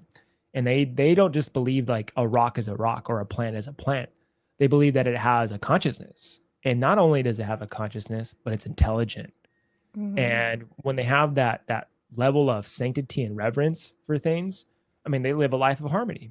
You know, they don't have disease. They don't have like illness. You know, they don't have depression and anxiety and Alzheimer's. Like you go to these other continents, they don't have those issues. You know what I mean? It's insane. Yeah. Yeah, we have a lot of lies wrapped up in how we have built our little world, you know. I lived in a teepee for a year and it changed me. Just literally just going to bed at night, like going to my office job, but then going to bed at night in a conical structure that was open to the stars on the nights that it wasn't raining, and like lighting a fire, having the boredom of like no TV, no electronics, no lights, just a guitar and a fire and the starlight. And about 6 months in, my ears changed and my eyes changed. Like I had like borderline nighttime vision. And I learned about like the pirates, the nighttime patch that you see. I'm sorry, it looks like an eye patch. I realized that pirates, I had learned, would put their eye patch over a perfectly good eye so that they had an eye that was calibrated to seeing at night. So they would just shift the eye patch and then they could steal at night, like in a room in darkness when nobody else could. And it's funny how much of our body comes back online when you go through an extended period of time, like I did, like as an outside experiment where no AC, and then you're the inside of a building feels so strange and artificial because your skin is used to proprioception. And it's like the body's really calibrated in such a magnificent way that after a year of living and sleeping outside, my ears were highly attuned. Felt like I could hear how many lizards were in the bushes next to me just based on like, you'd walk by, you'd hear a rustle, but I'd be like, oh, there's like 20 in there. It was like it was strange stuff. Like little little things would come to you. You could hear a bird and you could know how far away that bird was. And there was just like instincts that came back to your auditory system, to your olfactory system. Like I remember the night blooming jasmine would bloom during the summer times and you could kind of like waft it in, and like there's a whole sensory information of like the first time the blooms open, and you're like, you kind of get wafted back to the year after. It's like you have so much more information within your system. How your body sleeps at night, it's still the greatest sleep I've ever had in my whole life, was sleeping in the TP. And the dreams, I mean, that's even kind of hard to explain what it's like to dream under a conical shape that's open to the stars. It changes you. And it's like, it's simpler than we think it is. It's returning to what the natives are doing. And it's, they didn't call them deer animals. They were the deer people, the bear people, the buffalo people. And I don't know, if we don't have that reverence for ourselves, we're not going to be able to see it in other things. And we're not going to even want to see it in other things until we feel good. So I feel like it's a stepping stone. We first got to, feel good to a point where we can see nuance and subtlety again and perceive others. And then when we find our place in the world, how do we make our field so rippling and magnificent that everywhere we go, we kind of bring this sense of heaven and beauty and divinity and simplicity and this sense of calm. I've had a lot of death in my family, and I'm sure like you deal with this almost like on a weekly basis, where you show up and there's a dead person, and like some horrific accident, there's just like some incident, and the field itself can carry that trauma, just the air, the ether. And to be someone that arrives to that scene first, you kind of have responsibility in that field to acknowledge it, be an observer of it. And then you have to organize all of the energy. And then there's a whole transition, like you guys have cleanup crews for that. And then after that, for a space to feel like home again, what does that really take? And it's way more than just cleaning the floor.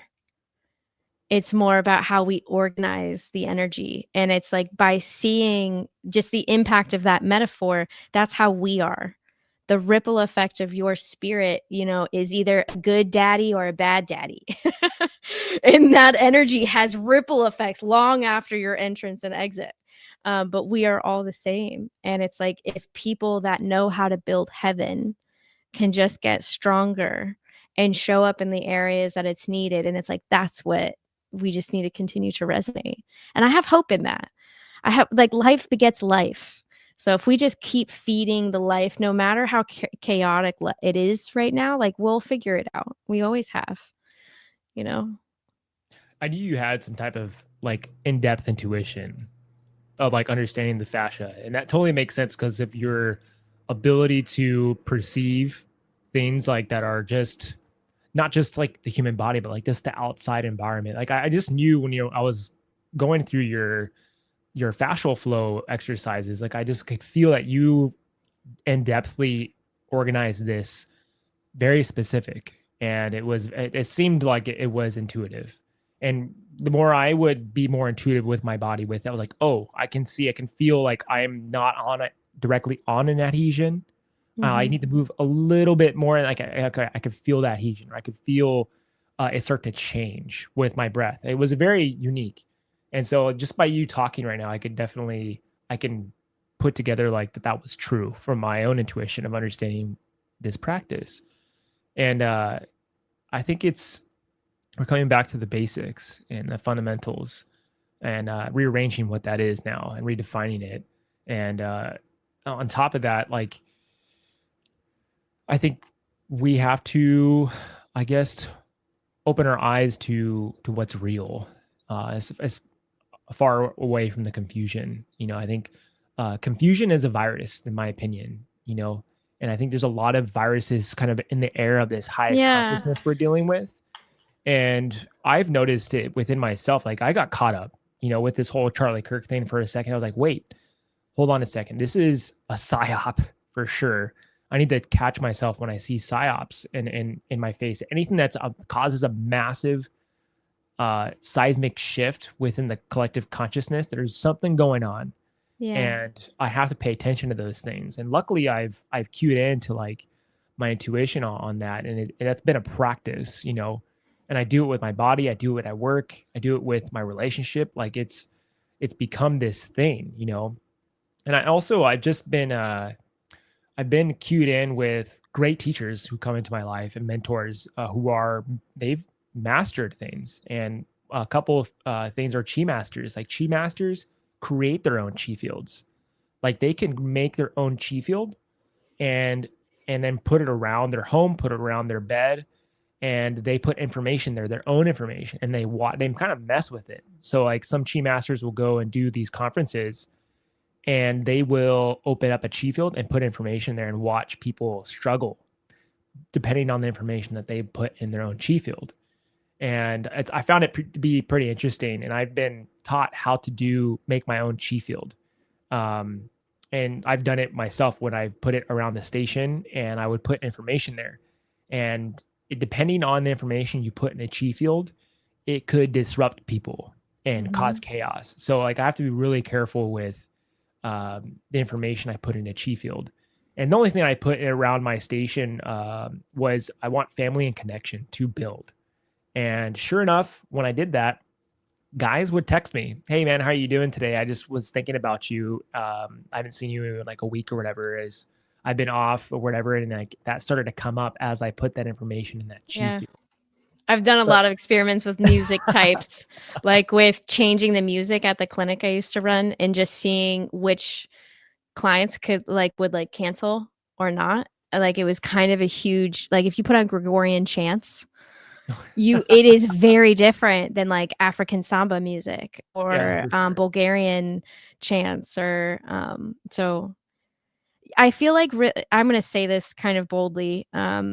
I think religion is the construct for the lazy minded, Mhm. and ceremonial magic is the construct for the wizened. And it's realizing that like it is our job to organize the ether. And if you're not organizing your ether, somebody else is. Mm, And there very is true. some beautiful just like the difference between black magic and gray magic is black magic is you do harm to yourself or another.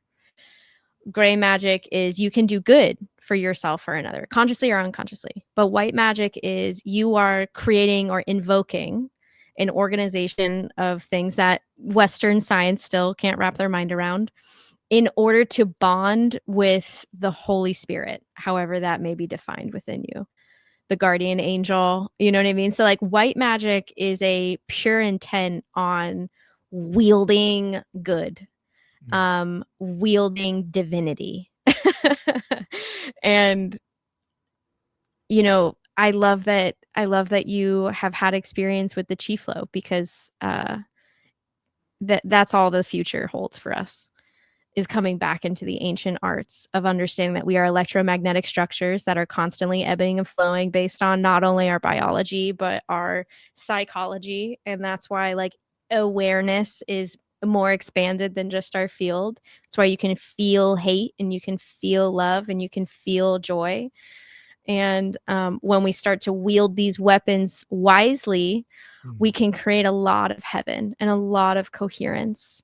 And it doesn't have to be super complicated. And there's a great book, if somebody's interested, called Modern Magic by Donald Michael Craig. He has like a very historical overview of ceremonial magic in a very neutral state of mind, the history of it and why it's different, some of the major structures.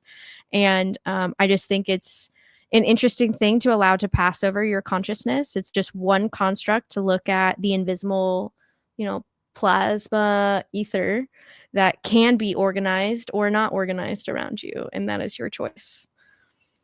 That threatens the Protestant community. So I don't know if that's going to be valid. Just kidding. No, it's very true that the talking about these concepts do threaten the heavily involved religious constructs and doctrines and dogmas, because they are meant to control you and they're meant to keep you limited in how you think about things, because it's challenging a belief system. It's challenging an identity. And when you do that, people get really defensive. You know what I mean? Yeah. As a female who is intuitive and powerful in my own right, I don't have a space in any religion. So I always will feel like an outsider inside of religious people, like the religious minded. And like, I'm a gardener. That's like when people say, what's your religion? I'm a gardener. It's all right there. This is the oldest religion in the world. These, my gods are the bees. They show me what love is truly. You talk to Rastafarians, they'll say love is my religion. That's why I really love reggae music, because it's just has this profound just message. They want love, peace, and happiness, and the way to define that is through their song. Have you read the like rites of being a Rastafarian? They have like 10 rites that you follow. They're intense, like no lying, no stealing. Yeah. They have like very strong rules. To consider yourself a Rastafarian is like it kind of like saying you're in a scene in a lot of ways. It's a very pure mindset and framework. And I would urge people to like read the 10 rules of micro religions, of Jainism, of the Native American Red Road Path. I think that there are treasure nuggets of how other cultures have sequenced what is good and what is bad. But if I'm honest with you, I really think that that mindset, the binary code of zeros and ones, is one of the mental viruses. When we are only looking at polars, this is good, this is bad, this is yes, this is no, we are in a reductionist mindset. And like, because everything is frequency to me, I've gone through these like existential moments where it's like, really, there's a law of 12. Like, there's not 0 and 1. It's like, 1 through 12. It's more like a clock. There's this variance of how energy is moving through us. We are in we have a wheel within our own magnetics that pulls us in 12 different directions, and we can feel schizophrenic when we're out of sync, and then we can feel highly resonate when we are in sync. But it could show up just on something like a piano, and it's like when we say something is evil, it's like just hit the end note, boom, boom, boom, boom, boom. Okay, is that evil, or are we just labeling this sound as evil? And then hit the highest note, ding, ding, ding, ding, ding. Is that heaven, or is that what we have just labeled this? Because it's just frequency, and there's all of these gradients that go in between it. So like what happened with Charlie Kirk, I believe it's a psyop. But what if the psyop was trying to serve the good? There's all these gradients within the complexity of the human system. Yeah. And the more we give a shit about what other people are doing, the less strong our own biofield is. So at some point, we have to just let go of the charade and say, well, I'm going to focus on my own heaven. They're trying to make heaven out of some sort of theatrical production, but I'm just going to go and focus on my own. Whether I'm right or wrong, until we turn the reflection back on ourselves, which I think is what people resist the most, we are always going to be in a schism state. we're always going to be looking at the external to fix the internal, the doctor to fix the internal problem, the government to fix the cultural problem, the leaders to fix the sociology problem because a bunch of 15-year-olds want to be OnlyFans now. Who's going to fix that? We No, you're do. exactly right. Now you have to look at the totality is a great concept because, and this helped me a lot when I was working with a lot of trauma at work. There was a specific time where I was in a specific station, a specific district that was low income, a lot of violence. And, I'd be like, man, like, why does this happen? Like, is there a God? And like, what is going on? And I lost my thirst for uh like spirituality, really. I've disconnected myself. And what got me out of that was understanding the totality. Like, you don't know the ripple effect of the contract that this person had at a soul level that had been created. Like, if this person died, that ripple effect could make a change in someone else's life within their general connected Mhm. family and friend group that had took them closer to the divine and brought them closer to the divine, brought them closer to their heart, brought them closer to the essence of who they are. We don't know what that person had done just by their death. That's why we have to honor the cycle of death and rebirth, because within death, there's always a rebirth cycle that's coming from that. And we just have to trust unconditionally that there's something going on that's beyond our understanding. And we have to respect it as well, because if we put our own meaning behind things and our own volition behind things, now we're changing. We're causing ourselves harm in a sense, with doing that, because we're trying to control something that's uncontrollable. So that's the like the concept of like no resistance, no stress. Go with the ebb and flow and use that resistance to your own advantage by non-resisting. And most people who are just ingrained with martial arts, under the masters of martial arts, understand that concept, because they know if I'm going to cause resistance, I'm going to hurt myself. So they just use mechanics of body, energy, and those things to encapsulate the totality of everything. And I think there's a really good documentary I think you would love. It's called Search for the Superhuman. I'll write it That down right is now. That sounds that's great. by an anthropologist who was a martial artist, and he traveled the world for like 10 years to find the masters of this planet. And I think it's like a 6-part documentary, and it's split up between like maybe like it's yeah, about six-part episodes. And he goes to like Indonesia, to Russia, to China to find these people, and he found them. It's crazy the stuff that he found with these masters. And they all had this very similar like universal law that they are bound by, and it's the power of the mind. If they could shut off the mind, they could do anything. And so from Russia, you would have these like crazy psychics who are like blindfolding themselves and like reading books and like perceiving color and shapes. And you would have these people from Indonesia who were like eating fire. And like one guy was called like a leaf man, where he had to touch you with a leaf or else he would emit so much electricity into you, he could stop your heart. And so it was just like this crazy journey this guy went on, and he would study like the organization of how these temples were built. And it's a really great documentary. You would really get a kick out of it, but it's you'd have to pay for it online, I believe, and you have to Yeah, that's watch it okay. online. I love that. It's sick I though. love The guy is badass, and he's all about like trying to master himself, and also mastering, understanding the mastery of these people. The birth of the Jedi would really help our consciousness right now. It's like so funny how often my business partner brings up, he's like, it would just be really helpful if one of those, you know, demigods, or he like uses a different word every day he brings it up, but if they would come down and just kind of iron us out. And it's like, because we're looking for leadership. And we live in a day and age with very few elders that those of us that have kind of woken up to can really look up to. Not saying that they don't exist, but we need to become them. and to become them, we need to like really kind of hone the tools that we've learned. And I'm excited that we've linked arms, Jonathan. I think Yeah. it's going to be fun to kind of just walk the walk with you. Diana Powell has been the telepathy tapes. Have you kind of Oh gotten yeah. turned on to her? Okay, good. I've already dove into that path already. It was pretty Have amazing.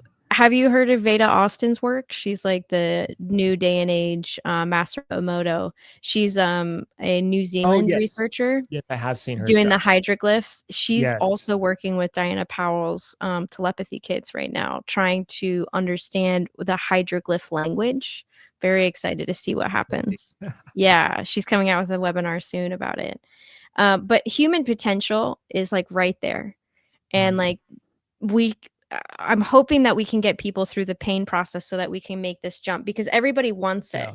Everybody would love to get rid of the fear and the uncertainty that they currently feel. But to do that, we actually have to come back to the fact that we're an open system existing in a complex system.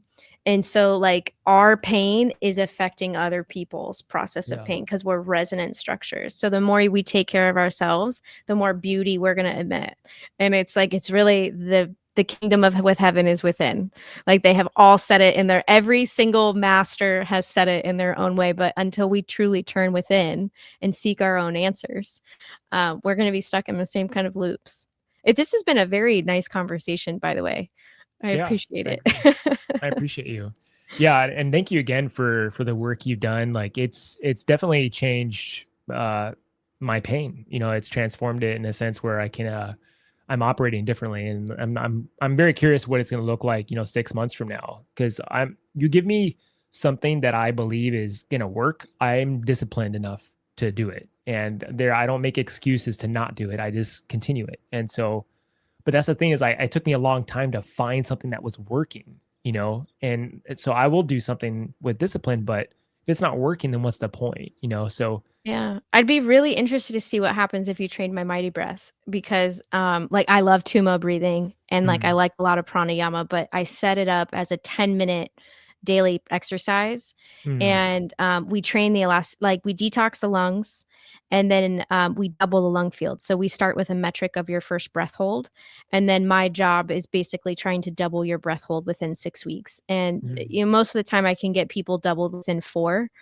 But the elasticity in the lung field, I think, would be really important for somebody like a firefighter to like really keep open. And it's definitely different than a lot of the breath works out there. I built it for singers. I built it Oh, for cool. belting singers. So we really get into the shapes and Mhm. shaping with the intent of reducing your natural breath rate in half. Um, anyway, I know that a lot of people that have experienced a lot of breath work, they're like, no, I know what breath work is. And it's like, Yeah, this is a little different. And if I could open your cool. mind to it, I'd be curious with how you use it. Because to me, it's this slow breath rate takes all of the Qigong practices, all of Mm, that stuff, and it kind of anchors it a little bit deeper. mhm. And I it's love that that. lumbar diaphragm. When we kind of shove the CSF fluid to the frontal lobe, Mm. it allows a washing through the middle of the brain. Um, so this breath style is a little bit different. I'd be curious to get your take on it. Yeah, I'm in. I trust it for sure. Yeah, I definitely. And if I say something, I'll definitely do it. So, uh, yeah, I think we can do another episode sometime for sure. I would We could love have that. done like a 5 hour episode. And I think we've scraped the surface on some things, but I think it was amazing. And we're almost like 2.5 hours. Oh So it's my God, I had no idea. Holy shit. no, it's perfect. And that these are the episodes I love when you're talking and conversation can continue for hours on end because you're just having this streamline that's on the same wavelength. So I yeah, I'm very excited to continue this path with you and vice versa. So thank you so much. I'm gonna definitely tell people about. I've already told a couple of guys from my station who I know are in a lot of pain, Mm.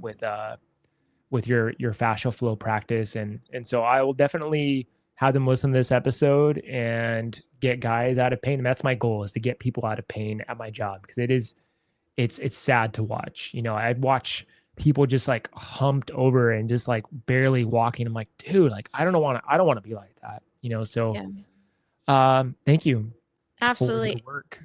My name's Brooke. My website is musicalbreathwork.com. There's a free breath and fascia test for anybody that wants to try it. Try it with your families. It's a good concept and baseline of where you're at, maybe I can assist.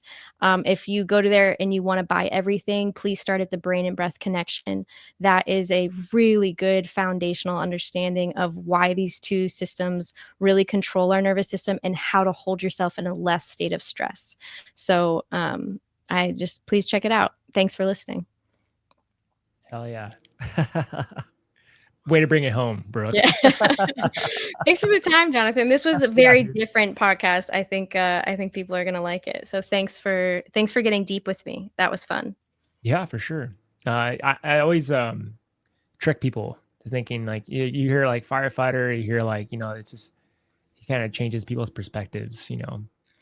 Bro, you hit me with numerology like the first 60 seconds on the call. I'm like, oh, okay, I'm ready. I'm ready to listen. Thanks for that reinforcement too. I am doing my great work and I won't stop and I'm just gonna be a workhorse, do my job. Yeah, totally. And was I emailing your mom? Was that what was going on? Who was I emailing? Joy? Joy. No, she's in the Philippines. She's Okay. amazing. She's my editor. I have a team. I have quite a team now. I got 8 people. Sweet. So Joy, Josh, JJ, they're my Yeah. creative, Tyler, they're my creative side. Okay. All the J's. I don't know how I did that, but like Joy, Josh, JJ. All right. Yeah. Musical Cool. breathwork has kind of become its own little thing, and I'm happy that the team is like a family. You know. Sweet. Yeah. All right, Brooke. Well, thank you everyone for listening. Take care, and I love you. Aw.